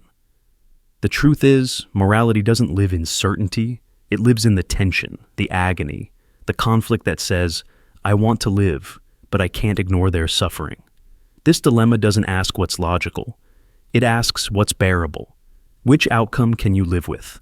Because no matter what you choose, a life is lost, and your hands will never feel clean again. Let's make it messier. What if the person begging for the cure is a stranger? What if they're someone you hate? What if they're a child? What if they're your child? Every layer changes the weight. Every shift in relationship twists the blade differently. And suddenly, the dilemma is no longer abstract. It's personal. It's blood deep. You might tell yourself survival gives you more time to help others. That living means you can find another cure, do more good later. But what if there's no later? What if this was the final test? The one that revealed not your strength, but your truth? Or perhaps you do give it away. Perhaps you say yes to the pain, yes to the fading, yes to the silence that follows, and the world will call it noble, beautiful, even holy. But no one will feel your fear in those last breaths. No one will know the bitter terror beneath your calm exterior, because even the most heroic sacrifices are soaked in dread. And maybe, just maybe, that's what makes them sacred. Not that you weren't afraid, but that you were, and still, you gave. So is survival more moral than sacrifice? Or is morality not about outcomes, but intention? The Hoarded Cure. Dilemma doesn't end with a verdict. It ends with a mirror, a reflection of who you are when no one's watching, when no one can help, when the choice is yours alone and the cost is everything. In the end, the world may never know what you did, but you will, and that will echo forever. The ignorance-mercy fallacy. They sit across from you, smiling, maybe sipping tea, maybe asking you about the weather. Their voice is light, their eyes trusting. They have no idea that their world is about to end, that behind your eyes is a truth too heavy to say aloud. A diagnosis, a countdown, a sentence in slow motion. They don't know, and they're happy. And then comes the question, the one that splits the soul. Do you tell them? Do you rip the veil and let the truth rush in, even if it shatters their joy? Or do you protect them in silence, letting them live what's left in peace, even if that peace is built on a lie? This is the ignorance-mercy fallacy. The idea that sometimes not knowing is the most humane thing of all. But is it? We want to believe that truth is sacred, that people deserve to know, that awareness is a form of dignity. But in real life, in hospitals, in war zones, in families falling apart, truth can be a blade. And sometimes, silence feels like mercy. A mother is diagnosed with a terminal illness. She has weeks. Her young child is 6, too young to grasp death, too small to carry grief. So she smiles through the pain, tells stories, plans birthdays she won't see, and never says goodbye. Was she wrong to let her child believe she'd live forever? A prisoner on death row believes his appeal is still pending. He paints. He writes letters. He speaks of hope. His lawyer already knows. The final verdict has been sealed. Execution scheduled. But he says nothing. Just one more day. One more sunrise without the shadow of a final sunset. Was he cruel for letting him hope? A soldier lies dying on the battlefield. A friend kneels beside him. The wound is mortal. The medics won't make it in time, but the friend says, "You're going to be okay. Just hold on. Help is coming." And the soldier dies with peace in his chest. Was that lie, kindness, or theft? We want simple answers, but this question resists simplicity. Is ignorance bliss, or is it betrayal? If someone doesn't know they're dying, they don't suffer, but they also don't prepare. They don't say what they need to say. They don't make peace. They die asleep, dreaming. Is that beautiful, or is that unfair? Truth, after all, is not just pain. It's power. It's the ability to choose, to frame your last words, to shape your final days, to face the end with your eyes open. But there's a cost. Some truths don't bring peace. They bring terror, anxiety, days spent spiraling in fear, nights filled with questions that no one can answer. What's the value of knowing if knowing only brings suffering? This is the fallacy, the belief that there's a right choice here. There isn't. There's only weight, grief, wrapped in either silence or confession. If you stay silent, you protect their peace, but deny them agency. If you tell them, you honor their mind, but burden their heart. Both paths carry ghosts. So what do? We look at intent, not control, not cowardice, but compassion. We ask, are we keeping the truth from them for their sake or for ours? Because sometimes we lie to avoid our pain, not theirs. Sometimes we silence the truth because we don't know how to say it, because we can't bear their reaction, because we're afraid they'll shatter and take us with them. That's not mercy, that's avoidance. But sometimes it really is for them. Sometimes their spirit is too fragile, their mind too lost, their heart too innocent. And in those moments, maybe the most loving thing we can do is carry the truth ourselves. Some cultures embrace this. In parts of Japan, families often withhold terminal diagnoses from elders, not to deceive, but to protect, to let the final season of life be filled with routine, not dread, to die surrounded by normalcy, not sorrow. Western ethics often demand transparency. They have a right to know. But rights don't always align with kindness, and kindness doesn't always wear honesty. The deeper question isn't about truth versus lies. It's about what it means to care. Can you love someone enough to wound them with truth, if it sets them free? Can you love someone enough to shield them with silence, if it helps them live? Neither path is clean. Both are soaked in pain. But what defines you is not the choice itself. It's how you hold it. Do you bear the burden of silence with reverence? Do you speak the truth with tenderness, not cruelty? Do you consider them, not just your beliefs about right and wrong? That's the real morality, not the rule book, but the relationship. And in the end, when all the words are gone, when the choice has been made, and the breath has stopped, what remains is the echo. Did they feel loved? Did they feel seen, even in blindness? Did they feel held? Because in the face of death, what matters most isn't truth or ignorance. It's presence. It's care. It's whether they face the unknown alone or with someone willing to carry the unbearable beside them. That is the final mercy. The betrayal. To save. They trusted you. You shared secrets, laughter, pieces of your past. They stood by you when no one else did. You called them family, not by blood, but by choice. And then one day, you saw something. You learned something. A plan, a message, a piece of information you were never meant to hear. And suddenly, the person you love is no longer just your friend. They're part of something dangerous, something that could kill hundreds, maybe thousands. You freeze, because now you hold the weight.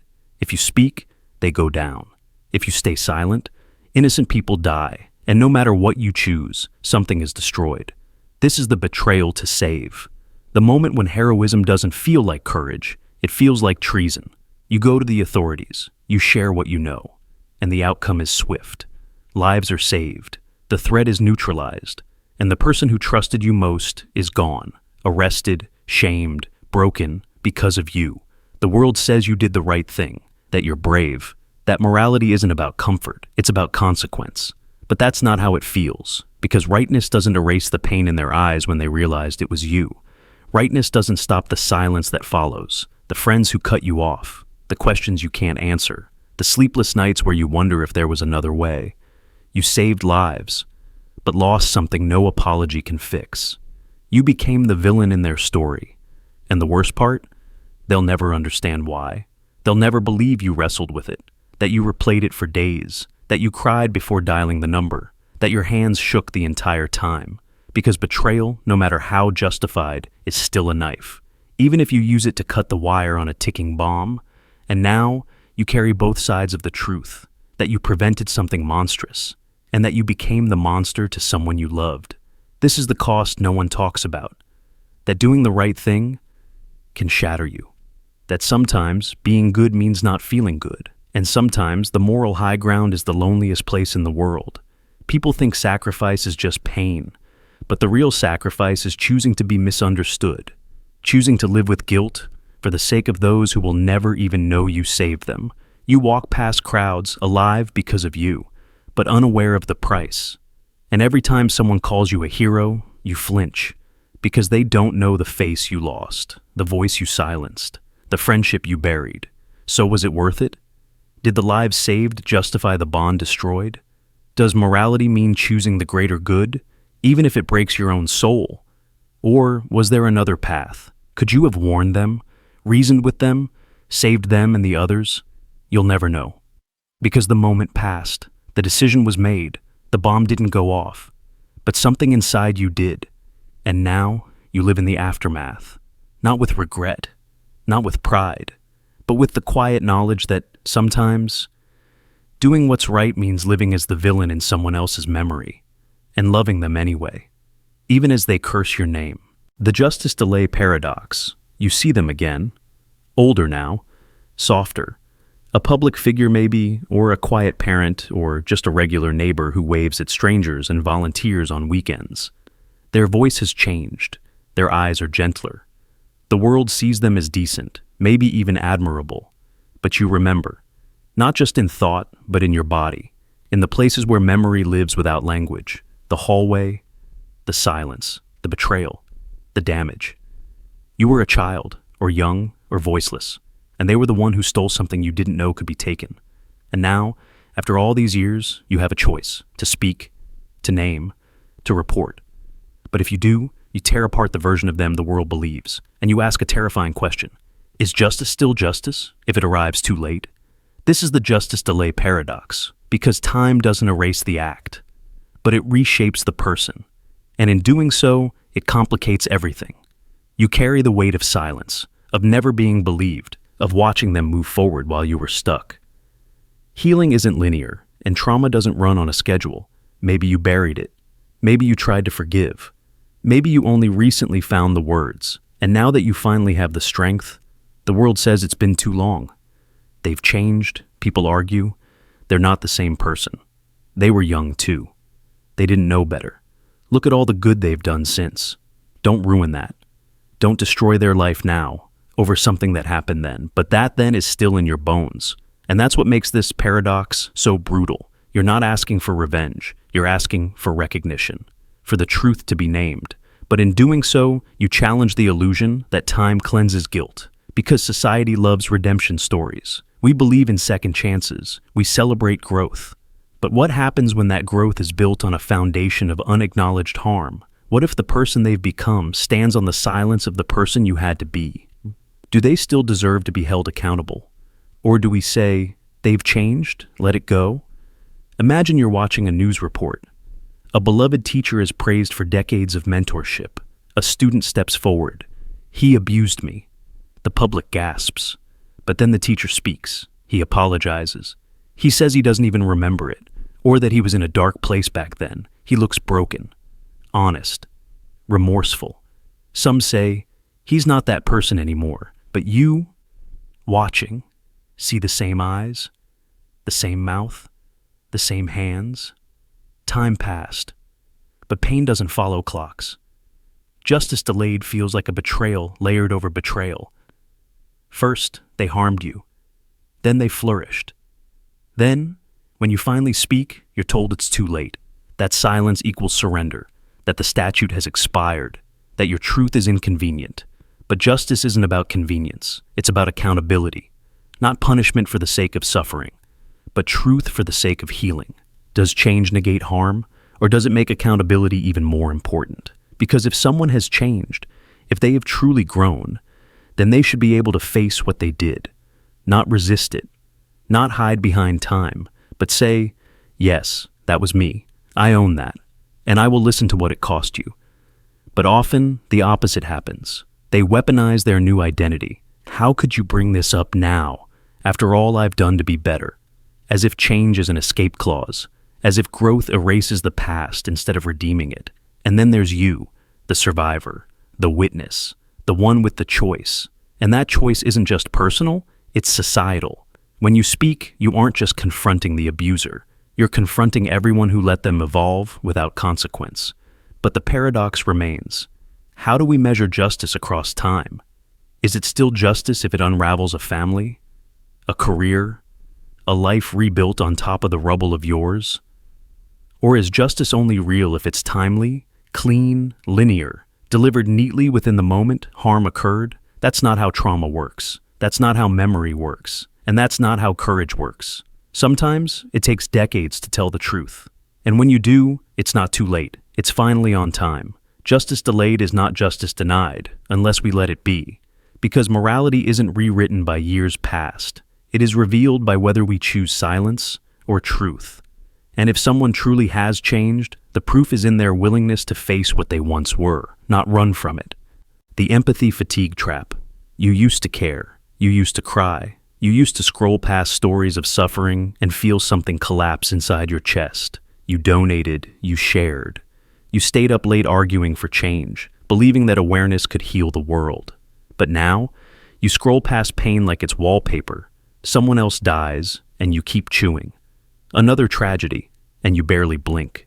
It's not that you don't care anymore. It's that you can't. You're not heartless. You're exhausted.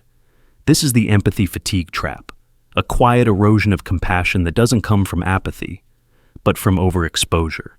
You've poured so much of yourself into the suffering of others that you have nothing left to give. Your emotional well is dry.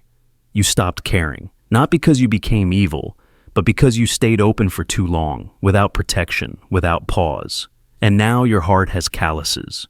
You see grief, war, injustice, and instead of rising with fury or heartbreak, your mind just shuts down. Numbness, detachment, the instinct to look away, to protect what little softness you still have left. But then the guilt comes. You ask, am I a bad person? Have I lost my humanity? Why can't I feel what I'm supposed to feel? Why do I just scroll past suffering like it's nothing? Because your system is in survival mode. Empathy fatigue isn't moral failure, it's emotional collapse. Your nervous system wasn't designed for infinite grief. Your heart wasn't built to break for every injustice on every screen, every hour of every day. But now, pain has no off switch. The world screams 24/7, and you're still expected to feel it all. You're not broken. You're overwhelmed. And that's what makes this trap so dangerous. Because when the pain becomes too much to process, the brain defaults to defense. It withdraws. It numbs. It shuts the door on feeling. Not out of cruelty, but necessity. Because constant empathy burns the system. It eats your sleep, your peace, your ability to function. And so, you go cold. Not because you want to, but because you can't keep bleeding for everyone anymore. Still, you wonder, is this wrong? Is it wrong to feel nothing while others suffer? Is it wrong to look away when you once couldn't? Here's the truth. Empathy without boundaries becomes self-erasure. You are not meant to be the world's emotional sponge. You are allowed to care in doses, to protect your energy, to step back when your heart is too full. Your detachment is not cruelty, it's self-preservation. But, and this matters, don't confuse detachment with indifference. You can be numb and still act with integrity. You can feel burned out and still speak up. You can be exhausted and still do the next right thing. You don't have to feel deeply in every moment to live morally. Sometimes, compassion isn't emotional, it's structural. It's systems, boundaries, policies, routine acts of care that don't require you to break every time the world does. You're not here to suffer endlessly just to prove you care. Empathy isn't pain. Empathy is connection, and you can't connect if you're collapsed. So yes, rest. Yes, turn off the news. Yes, protect your peace. But also, stay open in the small ways, in the daily ways, the ways that don't demand your soul, but still reflect your humanity. Because the danger of empathy fatigue isn't just emotional burnout.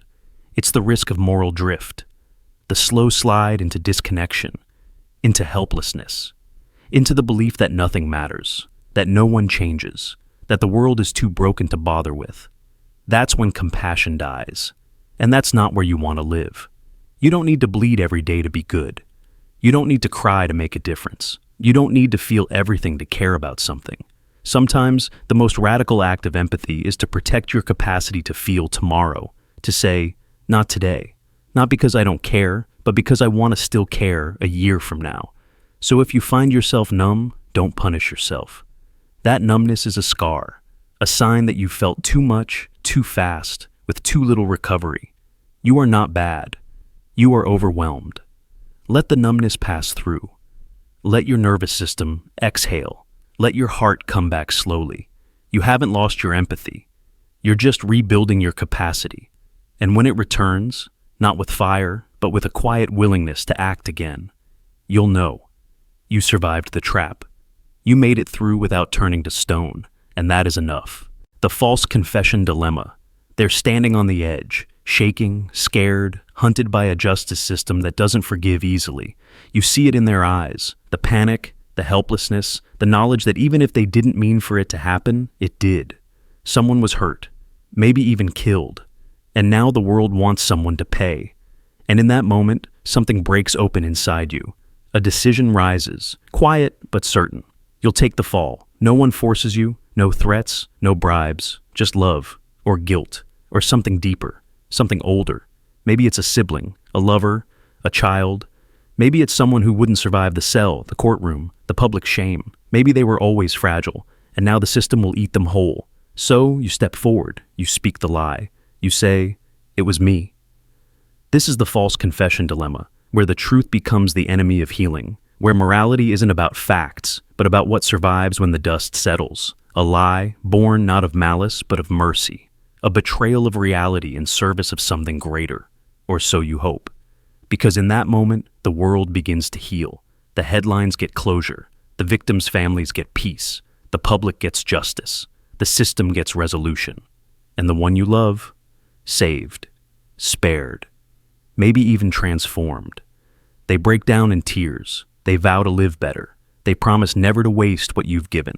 And maybe they keep that promise. So the question echoes, if everyone heals, does it matter that the truth died? It's easy to say yes when the outcome looks clean, when the person you protected changes, when the punishment is survivable, when peace radiates from the moment like sunlight through stained glass. But underneath that peace, something remains buried. The truth, silent, muffled, forgotten by everyone except you. You wake up at night remembering what really happened, the details no one else knows, the timelines, the arguments, the blood. You carry it like a second skin, invisible, but always there. Your sentence might be years, but the lie, that's for life. And that's where the paradox begins, because a false confession doesn't just protect the guilty, it reshapes the world. It changes what people believe. It rewrites memory, history, identity. The truth, once lost, cannot be recovered without chaos. So the lie hardens, fossilizes, becomes law. And even if no one else knows, you do. You watch the world move on, healed by fiction. Some will call it noble, a beautiful sacrifice. Others will say you enabled injustice, protected someone who didn't deserve it, lied to a grieving family, betrayed the very idea of truth, and they're not wrong. But neither are the ones who say you saved a life. Because here's the unbearable truth. Morality is not binary. It's not pure. It bleeds. A lie can heal, just like the truth can destroy. The question is not what's right, but what you're willing to live with. And what about the one you saved? Do they thank you forever? Or do they slowly drift, haunted by your sacrifice? Do they change or collapse under the weight of your choice? Do they ever confess the truth, undoing everything? Or do they pretend, like everyone else, that the story is real? What happens if they slip? If they hurt someone else? If they waste the second chance you gave them? What then? Does your lie become guilt? Or does it become rage? And what about you? You sit in the cell, or in the silence of your new life. You bear the stares, the labels, the judgment of people who believe you're something you're not. And some days, that lie is heavier than death. Because it's not just a false confession, it's the erasure of your truth, your innocence, your identity. You didn't just protect someone, you killed the version of yourself that might have been believed, if ever asked. So the final question isn't whether the lie healed others. It's whether it killed you. Not in the literal sense, but in the quiet places, in the loss of your own reality, in the way your reflection starts to feel like fiction, in the way no one will ever know what you gave or why. Maybe that's what makes it moral, the fact that no one will applaud, that you didn't do it for glory, that your silence is the cost. Or maybe it's what makes it tragic. Because in a world where truth is currency, you chose to spend yours on someone else's redemption, and you'll never get it back. So, can a lie heal if it saves more than it hurts? Yes, but at what cost? That's the knot no one can untie. Not the courts, not the public, not even you. Because when truth dies, something always dies with it. The inherited guilt syndrome. You were just a child. You didn't pull the trigger. You didn't give the orders. You didn't carve the violence into history. But the name, the blood, the legacy, it's yours. You carry it like a tattoo etched into your existence, a surname that echoes with shame. And no matter what you say, how you live, how kind or honest or humble you try to be, people look at you and see what came before you, not who you are, but what you were born from. And the world waits for an apology, for shame, for remorse, as if guilt could be inherited, as if responsibility could pass through DNA like a curse. This is the inherited guilt syndrome. You're not the villain, but you're the echo of one, and the weight isn't physical, it's moral. It's in the glances, the whispers, the expectation that you must feel bad, that you must spend your life repenting for sins you never committed, that to be born of a monster means your soul is marked. You see it in the children of war criminals, of genocidal leaders, of serial abusers. Their names become headlines, their faces become symbols, and suddenly, they are no longer people. They are reminders, living artifacts of violence. People want them to feel guilt, because someone must. Someone has to bleed for the past, and if the guilty are gone, then the guilt must cling to what remains. But what if you're one of those children? What if your father was a tyrant? Your mother? A manipulator? What if your last name opens doors you never asked to walk through, or locks them before you even reach them? What does morality look like when it's forced on you by history? They say guilt is a function of wrongdoing, that it arises when you violate your values. But what if you didn't? What if the guilt isn't born in your conscience, but in everyone else's expectations? They ask you, how do you live with yourself? But you're not the one who did it. You were just born. Still, the shame seeps in, quietly, because it's hard to stand clean in a room that smells like smoke. It's hard not to feel dirty when your origin is drenched in blood. So, you shrink. You apologize for things you didn't do. You overcorrect. You try to become so good, so noble, so gentle, that maybe, just maybe, you'll tip the scales, balance the legacy. But morality doesn't work like that. You can't undo someone else's crime with your kindness. You can't bleed for their sins and call it justice. You can't live your life as a symbol of reparation. Because guilt, real guilt, requires one thing: choice. And you never had one. You didn't choose your parents. You didn't choose your birthplace. You didn't choose your bloodline. So, how can guilt be moral? If you were born into it, it can't. But accountability? That's different. You may not owe guilt, but you owe awareness. You owe responsibility for the ripple effects of your name, for what you represent, for what power was passed down to you. You don't have to carry guilt, but you can carry consciousness to say, I didn't do this, but I know where I came from. I didn't choose this legacy, but I won't hide from it. I won't repeat it. I won't excuse it. I won't deny it. And in that is a different kind of morality. Not one soaked in shame, but one rooted in clarity. You are not your father's hands. You are not your mother's silence. You are not the echoes of what they did. But you are the one who must choose what comes next. And that choice, that conscious break from the past, is more powerful than inherited guilt could ever be. Still, the world will try to trap you in the past.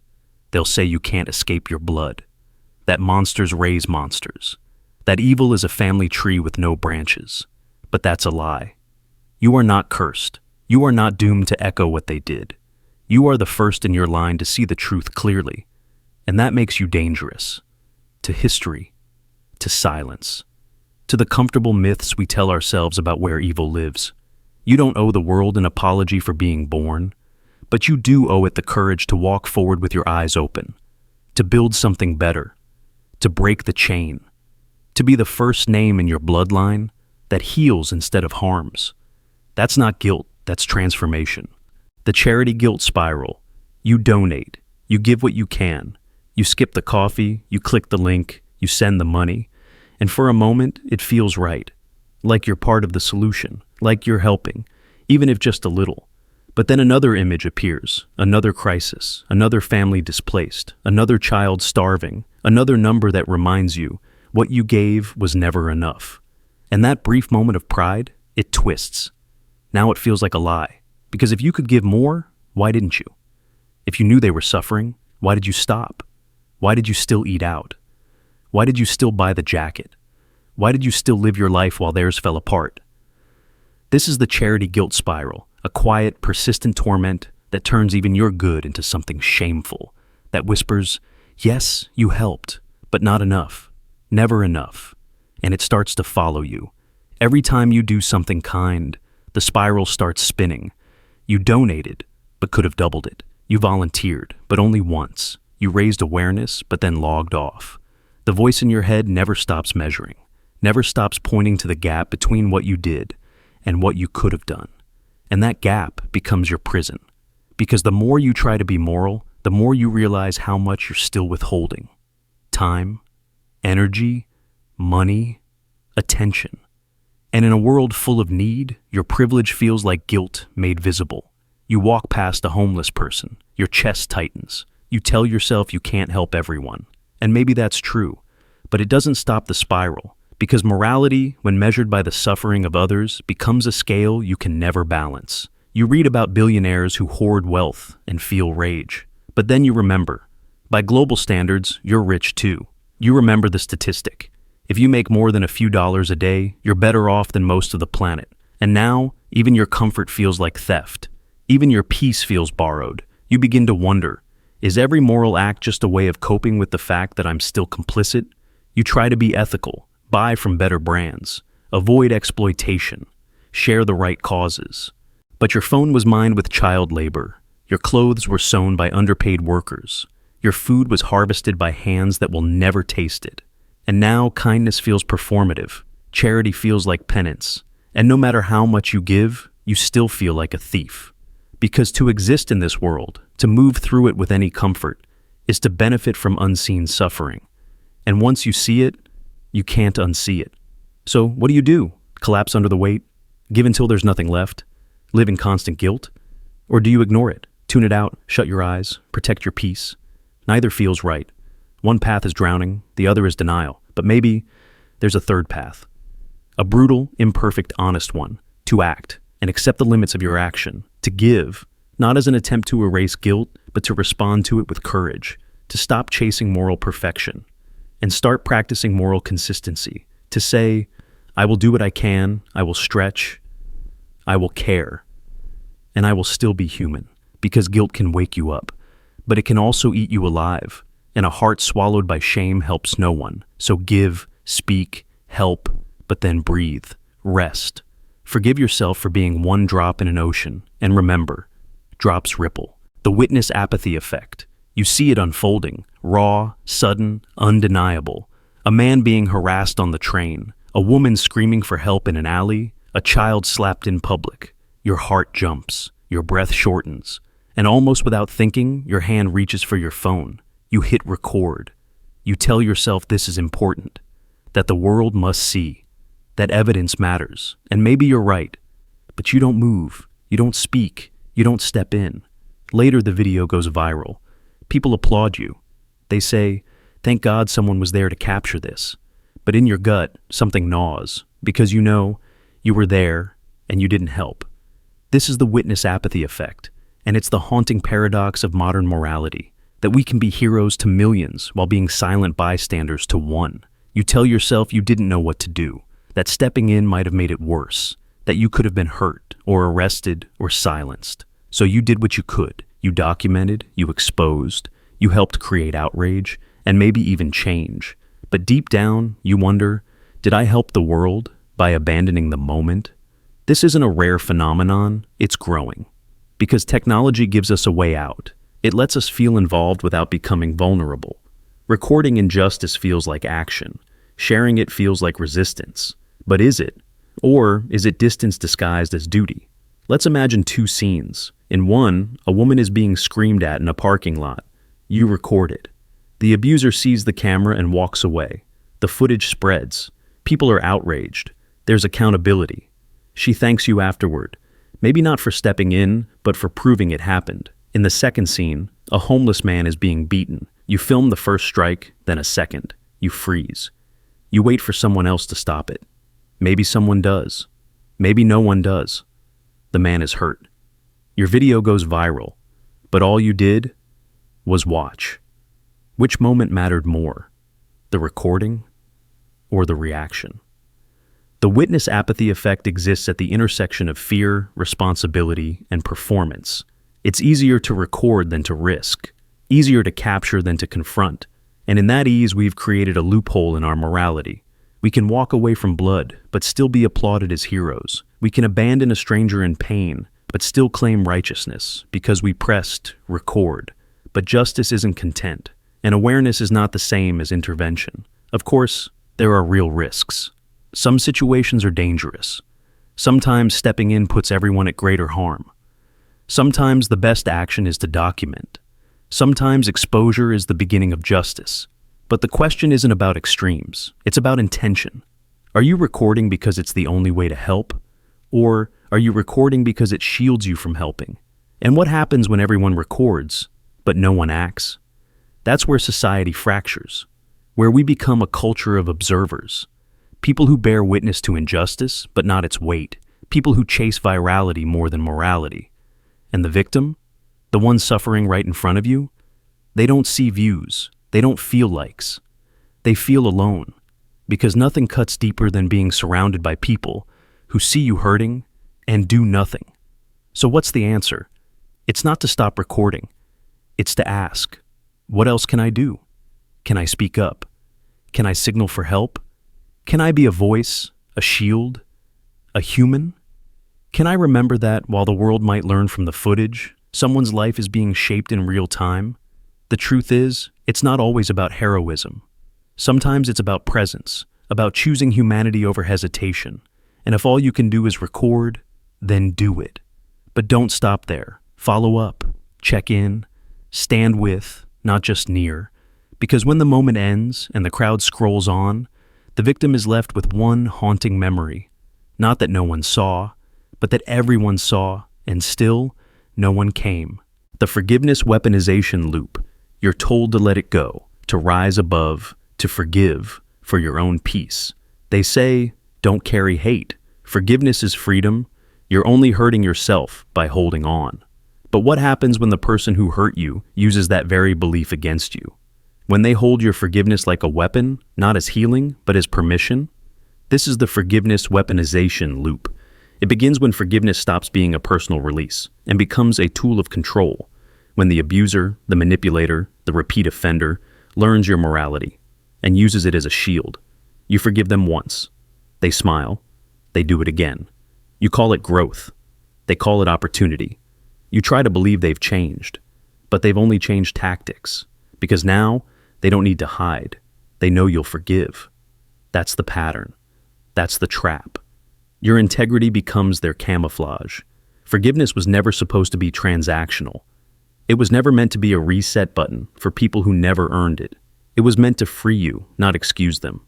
But when you're the one who cares, who reflects, who wants to heal, you become easy prey for someone who just wants to reset the cycle. They hurt you. You hurt. You confront. They cry. They apologize. You forgive. They promise. You relax. They repeat. And somehow, the guilt always lands back on you. Why are you still upset? I thought you forgave me. Stop bringing up the past. It's subtle, but surgical. They reframe your forgiveness as consent. Your empathy becomes evidence that you were never really hurt, and your healing becomes proof that nothing truly bad happened.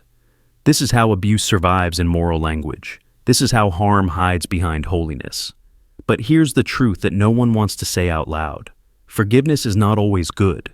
Not when it's demanded. Not when it's expected. Not when it's used as a shortcut around accountability. Not when it becomes the fuel that keeps the abuser comfortable. You are allowed to forgive. You are allowed not to. You are allowed to take your time. You are allowed to never go back. You are allowed to hold boundaries that protect your peace more than they protect someone else's image. Because forgiveness should never cost you your safety. It should never silence your story. It should never restore a relationship that was built on harm. And yet, society praises forgiveness like it's always noble. We celebrate victims who smile, who say, "I'm over it," who hug their offenders and take the high road. We romanticize healing that makes everyone else more comfortable, but real healing isn't tidy. It's messy. And sometimes it includes not forgiving, or at least not yet, or not in the way they expect. Because forgiveness without justice isn't peace, it's submission. Forgiveness without change isn't growth, it's gaslighting. And forgiveness without boundaries isn't strength, it's surrender. So what do you do when your forgiveness is being weaponized? You stop offering it like currency. You stop letting people trade their fake remorse for real access. You stop calling their comfort your responsibility. Forgiveness isn't a script. It's not a checkbox. It's not something you owe anyone. It's a process, a private one. And sometimes the most moral thing you can do is withhold it until you're ready, until they've changed, until the relationship can hold that kind of sacred release. If they demand it, they haven't earned it. If they expect it, they're not sorry. If they use it to bypass accountability, they don't deserve it. You don't forgive to be holy.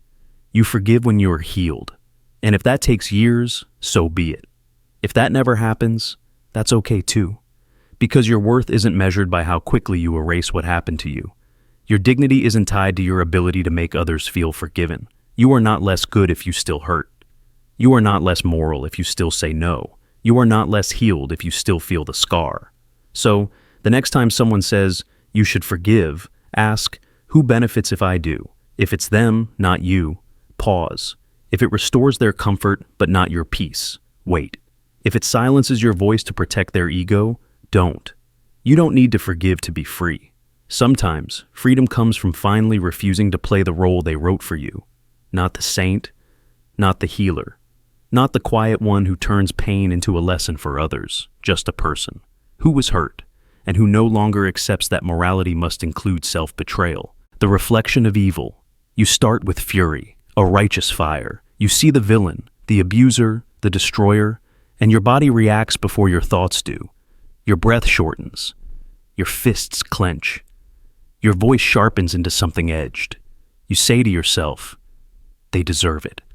Every cruel thing, every humiliation, every ounce of pain. Because what they've done is beyond forgiveness. They caused suffering. They broke something sacred. They made people bleed, physically, emotionally, spiritually. And in that fracture, you feel a purpose rise, justice. But slowly, quietly, that fire begins to change shape. You don't notice it at first. It hides inside your words. They're inhuman. They're disgusting. They don't deserve peace, and you believe it. You need to believe it. Because if they are a monster, then anything you do to stop them becomes noble. Even if what you do is dark. Even if it leaves bruises on them, on others, on you. This is the reflection of evil. The moment when your pursuit of justice begins to echo the very cruelty you swore to destroy.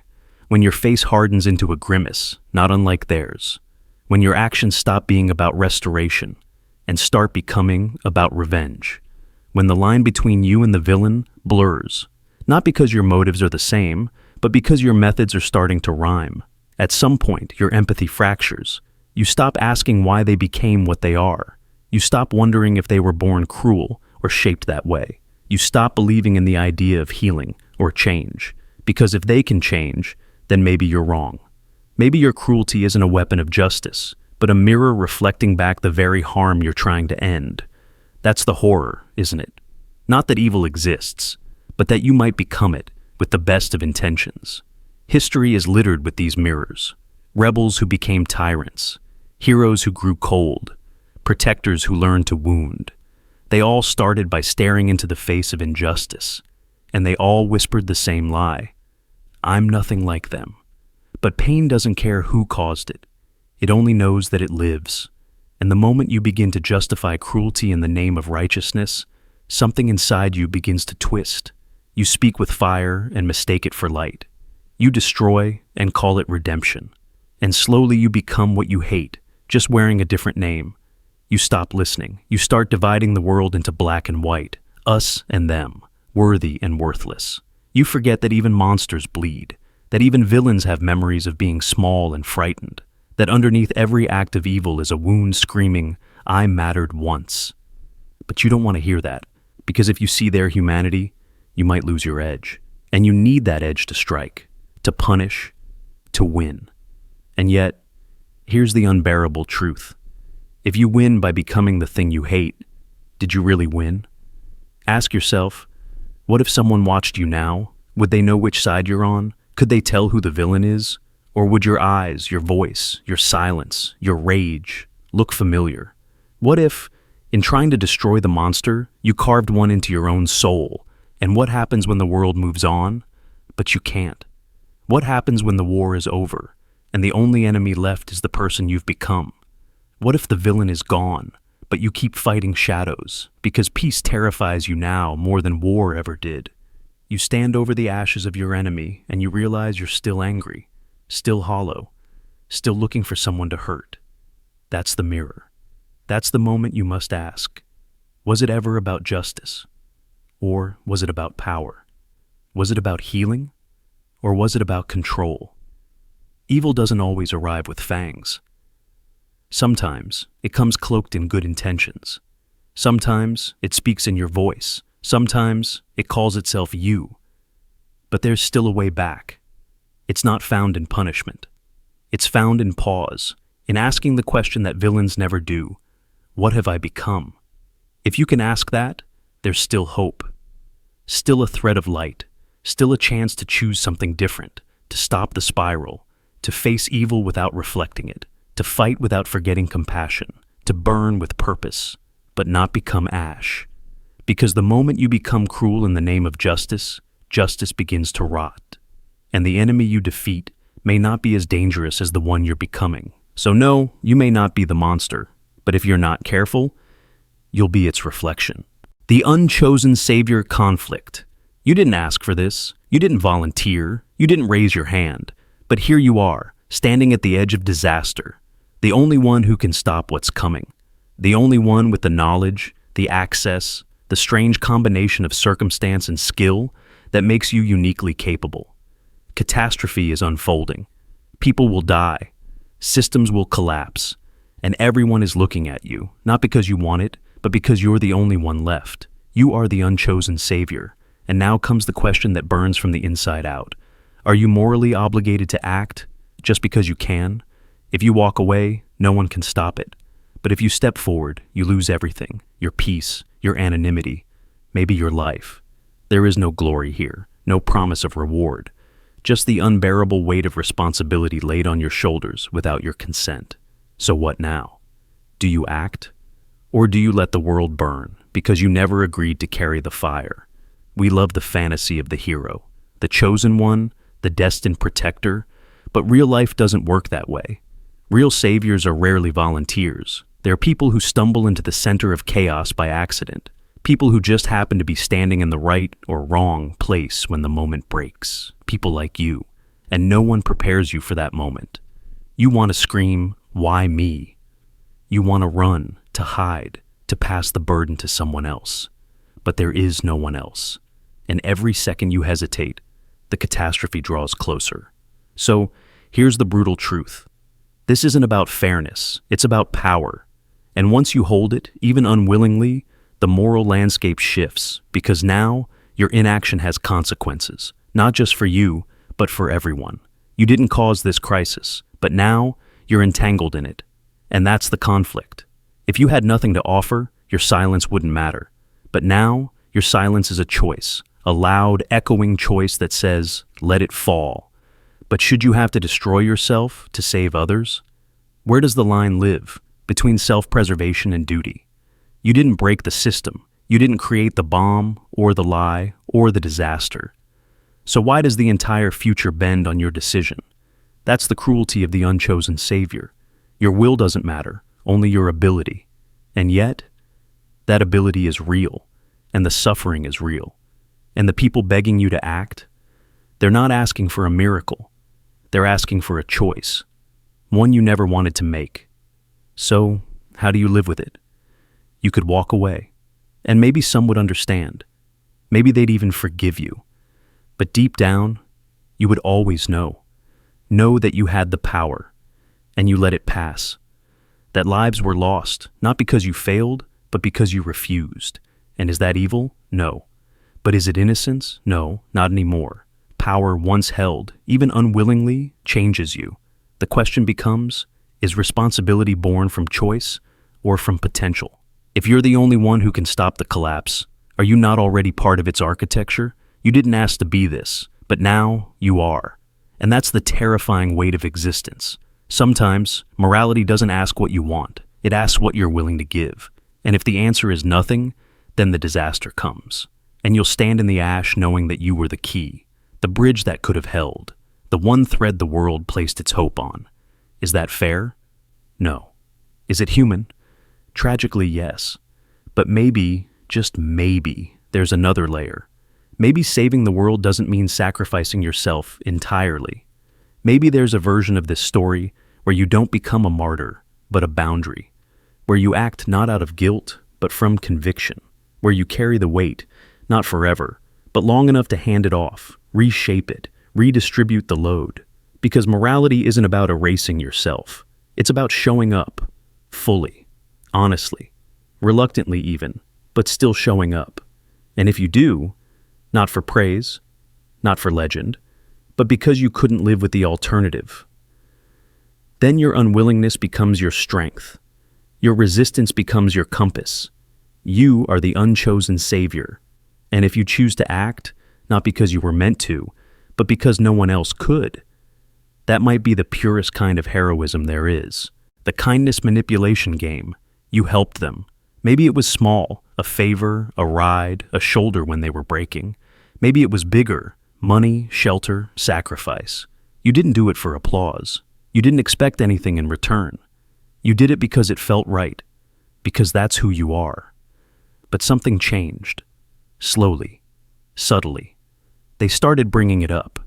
Not as gratitude, but as leverage. They started shaping the narrative. After everything I've done for you, or worse, after everything you've done for me. As if your kindness wrote a contract you never signed. You feel it creeping in. Obligation dressed as loyalty. Suddenly saying no feels like betrayal. Suddenly, pulling away feels like guilt. Because now your generosity isn't remembered as a gift. It's used as a hook. This is the kindness manipulation game. When someone turns your compassion into currency. When helping them once becomes a debt, they'll never let you finish paying. And you start to wonder, was it kindness at all? Or just the opening move in a game of control? At first, you defend them. You say, they're just hurting. Or they're just confused. But eventually you notice the pattern. They only reach out when they need something. They replay your kindness like a clip on loop, reminding you, subtly or directly, that you owe them now.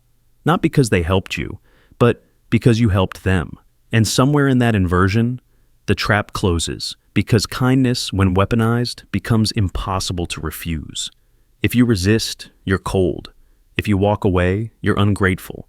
If you speak up, you're the villain. So you stay, you shrink, you give, even when it hurts, and you wonder, am I being kind or manipulated? You replay the first moment. Try to locate the turn. Ask yourself if you were naive, if you missed a sign, if you walked willingly into this web. But that's the thing about manipulation cloaked in kindness. It feels mutual. It feels warm. Until it doesn't. And by the time you realize what's happened, they've already rewritten the story. In their version, you're the selfish one. You're the one who changed. You're the one who forgot everything they let you give them. And now, you carry the weight, the guilt, the confusion. Because when kindness is used to trap you, it poisons your memory of the good, and the world becomes colder. You hesitate before helping someone new. You wonder, will this be used against me too? You build walls, not because you're cruel, but because you've been played. Kindness, when it's real, is sacred. It flows freely. It has no strings, no IOUs. It holds without holding on. But when it's manipulated, it leaves scars, invisible ones. Ones that whisper, next time don't bother. But don't listen. Your kindness was never the mistake. Their game was. Their choice to use your light as shadow, your gift as guilt, your empathy as leverage. That's not on you. So what do you do now? You set boundaries. You walk away if you must. You reclaim your yes and your no. And most of all, you refuse to let their manipulation define your nature. Because kindness, real kindness, isn't weakness. It isn't blind. It's strong enough to walk away from those who twist it. And wise enough to know a heart that helps is powerful, but a heart that helps without being controlled, that's untouchable. The ethical stagnation paradox. You never raise your voice, never take a side, never make a move that could cause discomfort, disagreement, or doubt. You choose your words carefully, tread lightly, and smile politely. You avoid conflict, avoid offense, avoid consequence. And on paper, you are flawless, an untouchable model of moral restraint. You do no harm, you start no fires, you break no hearts, you offend no gods, but you also build nothing, change nothing, challenge nothing. And in the quiet of your perfection, something begins to rot. This is the ethical stagnation paradox, the haunting truth that in trying so hard to avoid doing wrong, you may do nothing at all. We're taught early, do no harm, be kind, be good, be responsible. And these are beautiful values until they freeze us. Because in a complex world, harm is often entangled with truth. Offense is often the side effect of courage. And the only way to avoid causing any pain is to never show up. But is that morality? Or is that fear disguised as virtue? Picture someone who watches injustice and says nothing. Not because they don't care, but because they don't want to upset anyone. They want to remain neutral, respectful. Not my place, they whisper. While a person suffers 2 feet away, they pride themselves on being nonviolent, but their silence becomes an accomplice. Now, imagine a person who holds radical beliefs. They speak loudly, challenge systems, push uncomfortable truths into public view. They're called aggressive, offensive. They risk misunderstanding. But over time, they shift conversations. They stir minds. They create cracks in the old walls, and light begins to pour in. Who, then, is more moral? The one who remains unblemished, untouched, and uninvolved, or the one who risks being wrong to do what might be right? The ethical stagnation paradox reveals the trap of idealized purity. It seduces you with the fantasy that inaction equals innocence, that if you don't move, you won't fall, that if you don't choose, you won't fail. But morality isn't measured by what you avoid. It's measured by what you create. You can spend a lifetime sidestepping controversy, never breaking a rule, never raising your voice, and still be the reason nothing changes. Because the world isn't shaped by neutrality, it's shaped by action. And action always comes with risk. Consider a doctor who refuses to treat a terminal patient with an experimental drug because it hasn't been approved yet. I must do no harm, they say. But doing nothing, watching the patient die, is a kind of harm. It just hides behind a veil of principle. Or a teacher who watches a student being bullied and doesn't step in because they don't want to escalate things. Their passivity feels safe, professional. But to the student, it feels like abandonment. And it's not just external. It happens within us too. You feel a calling, an urge to speak, to act, to create something meaningful. But you hesitate. What if it's not good enough? What if it's offensive? What if you say it wrong? So you say nothing. You do nothing. And your potential becomes another casualty of your imagined perfection. The paradox deepens because society often rewards this restraint. The person who doesn't stir the waters is labeled wise. The one who stays silent is called graceful. But this isn't wisdom, it's elegant paralysis. A beautifully wrapped coffin for everything you might have done if you had dared to be human. Because being human means getting it wrong sometimes. It means offending someone. It means failing, apologizing, growing, and trying again. Morality isn't about staying clean. It's about getting your hands dirty in service of something bigger than yourself. So, how do you escape the paradox? By understanding that ethics isn't stillness, it's movement. It's choosing the next right thing, not the perfect thing. It's risking discomfort for the sake of impact. It's speaking when silence feels safer. It's knowing that no matter how careful you are, you will cause ripples. So let those ripples come from courage, not avoidance. Perfect morality is a myth. What matters more is active conscience. Are you willing to stand in the fire of uncertainty, knowing your effort may be flawed, but necessary? Because the world doesn't need more saints sitting quietly in the wings. It needs flawed, trembling humans who dare to step on stage, who dare to try, who risk being wrong in pursuit of something right. The empathy prioritization problem, a burning building, 2 rooms, in one, your child, in the other, 10 strangers. You have seconds, 1 choice, 1 door, and no matter what you do, someone dies. Your heart screams, save your child. Your brain whispers, save more lives. And in that impossible moment, you're introduced to the empathy prioritization problem, the brutal crossroads where morality, emotion, and logic collide, where being human means choosing who gets to survive. You feel more for 1 than for 10, not because you're selfish, but because your empathy isn't wired for math. It's wired for closeness, for story, for touch, for face, for familiarity. And that bias isn't weakness, it's biology. Your brain wasn't designed to feel equal pain for equal numbers. It was built to protect the tribe, to defend the known, to guard what feels personal. That's why you cry for a single lost pet, but feel numb hearing about 1,000 deaths in a war zone. That's not indifference. It's emotional overload. It's the limit of compassion. So when it comes to moral decisions, we face a paradox. Our heart prioritizes the familiar, but logic demands impartiality. Which one is right? Do you obey the gut instinct to save the one you love? Or do you follow the cold arithmetic of utilitarianism, sacrificing one to save many? Is love a noble compass or a dangerous distortion? Because what feels moral isn't always what is moral. Emotion says, this one life matters more. Logic says, every life matters equally. And when those two truths collide, there is no clean answer. You save the 1 child, and you live with the weight of letting 10 die. You save the 10, and you live with the unbearable pain of betraying the one you couldn't bear to lose. In either case, you lose a part of yourself. This is the human condition. Feeling is not fair. Empathy prioritizes. It zooms in. It picks favorites. It cannot scale. We know this. And yet, we are judged for it. You donate to one person's fundraiser, and others ask why you didn't give to more. You mourn one public tragedy, and others ask why you didn't cry for the forgotten ones. But your compassion isn't infinite. It flows where it's stirred, where there's connection. And often that means injustice, because the ones we love will always eclipse the ones we don't know. So, does that make your morality flawed? Or does it make your morality human? There are those who argue that true ethics must rise above emotion, that justice demands impartiality, that morality must be blind to personal ties. And in theory, that sounds ideal.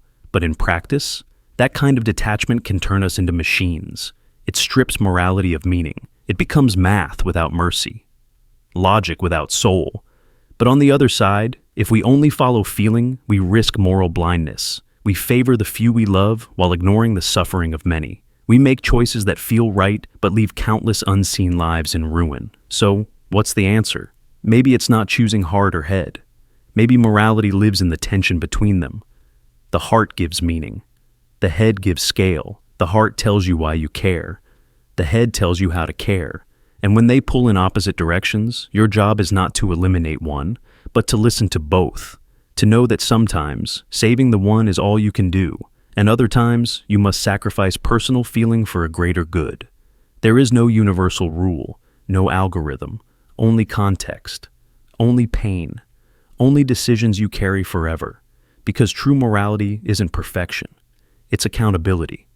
It's living with the weight of your choices, not avoiding them. You may choose to save the one you love, and that will be valid. You may choose to save the 10 you've never met, and that will be valid too. But know why you chose. Own it. Grieve what you lost, and never weaponize your choice to shame others for making a different one. Because morality doesn't live in the moment of action. It lives in the moments after. In reflection, in regret, in responsibility. So, the next time you feel your empathy pulled toward one small story while the world burns in the background, don't hate yourself for caring unevenly. That's how your mind works. That's how survival taught you to love. But also, don't let that be the end. Use that small connection to widen the lens. Let one life open the door to 10. Let feeling guide awareness, and let awareness guide justice. The empathy prioritization problem has no clean solution. But maybe the most moral act isn't choosing perfectly. It's choosing consciously. The cosmic indifference paradox. You help the old man cross the street. You tell the truth when it costs you. You comfort the grieving, protect the vulnerable, refuse to take the shortcut that would make your life easier but harm someone else. You do these things not because you must, but because something inside you whispers, this is right. And then, nothing happens. No light from the sky, no warmth in your chest, no sudden stroke of luck, no hidden force gently rearranging the universe to reward your decency.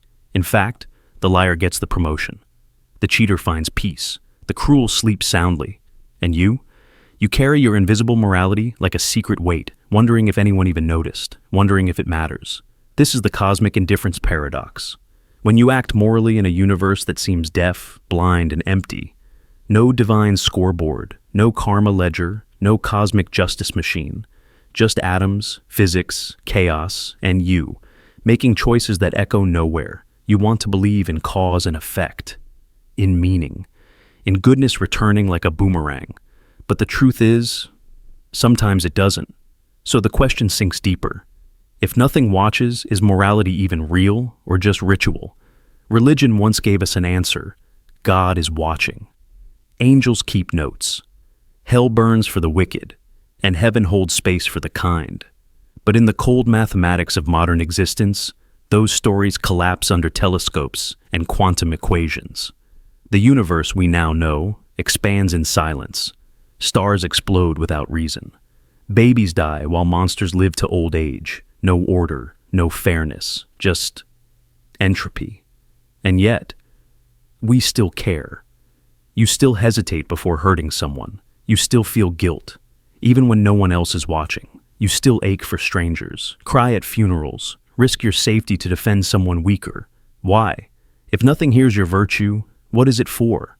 One answer is survival, evolution. Morality is a product of biology, cooperation written into our DNA. Be kind so you won't be killed. Share so you won't starve. Empathy is a neural trick. But that doesn't explain the person who gives their life for a stranger, the nurse who works overtime with no thanks, the whistleblower who loses everything to expose a lie. These are not survival strategies. These are sacrifices. So maybe morality is something else. Maybe it's not a transaction, but a declaration. Maybe it says, even if no one watches, I still choose this. Even if the universe is cold, I am not. Even if there is no God, no karma, no reward, I still know what harm feels like, and I refuse to be the cause of it. That's where it turns. Morality isn't about consequence. It's about identity. Not who you say you are, but who you become in the silence, when there are no eyes, no applause, no punishment. Just the echo of your own actions reverberating through the quiet corridors of time. And in that echo, something sacred emerges. Not from outside, but from within. Because morality without reward is pure. It's the fire that lights without fuel, the kindness given without leverage, the apology spoken without an audience. That is not weakness, that is power. And yet, the paradox remains. You will be tempted to stop caring, to grow bitter, to ask, why should I keep doing good if it changes nothing? And here's the hard truth. Sometimes it won't. Sometimes your best will go unnoticed. Sometimes your gentleness will be met with cruelty. Sometimes the universe will spit back chaos when you gave it compassion. But maybe that's the point. Maybe the value of morality lies in its defiance, in choosing kindness anyway, in choosing truth when lies would win faster, in choosing mercy when anger would feel better, not because the stars are watching, but because you are. You are the witness. You are the mirror. You are the only justice that exists inside the moment.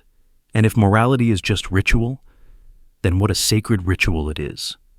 A ritual that says, in a world where nothing matters, I still do. In a cosmos that never claps, I still give.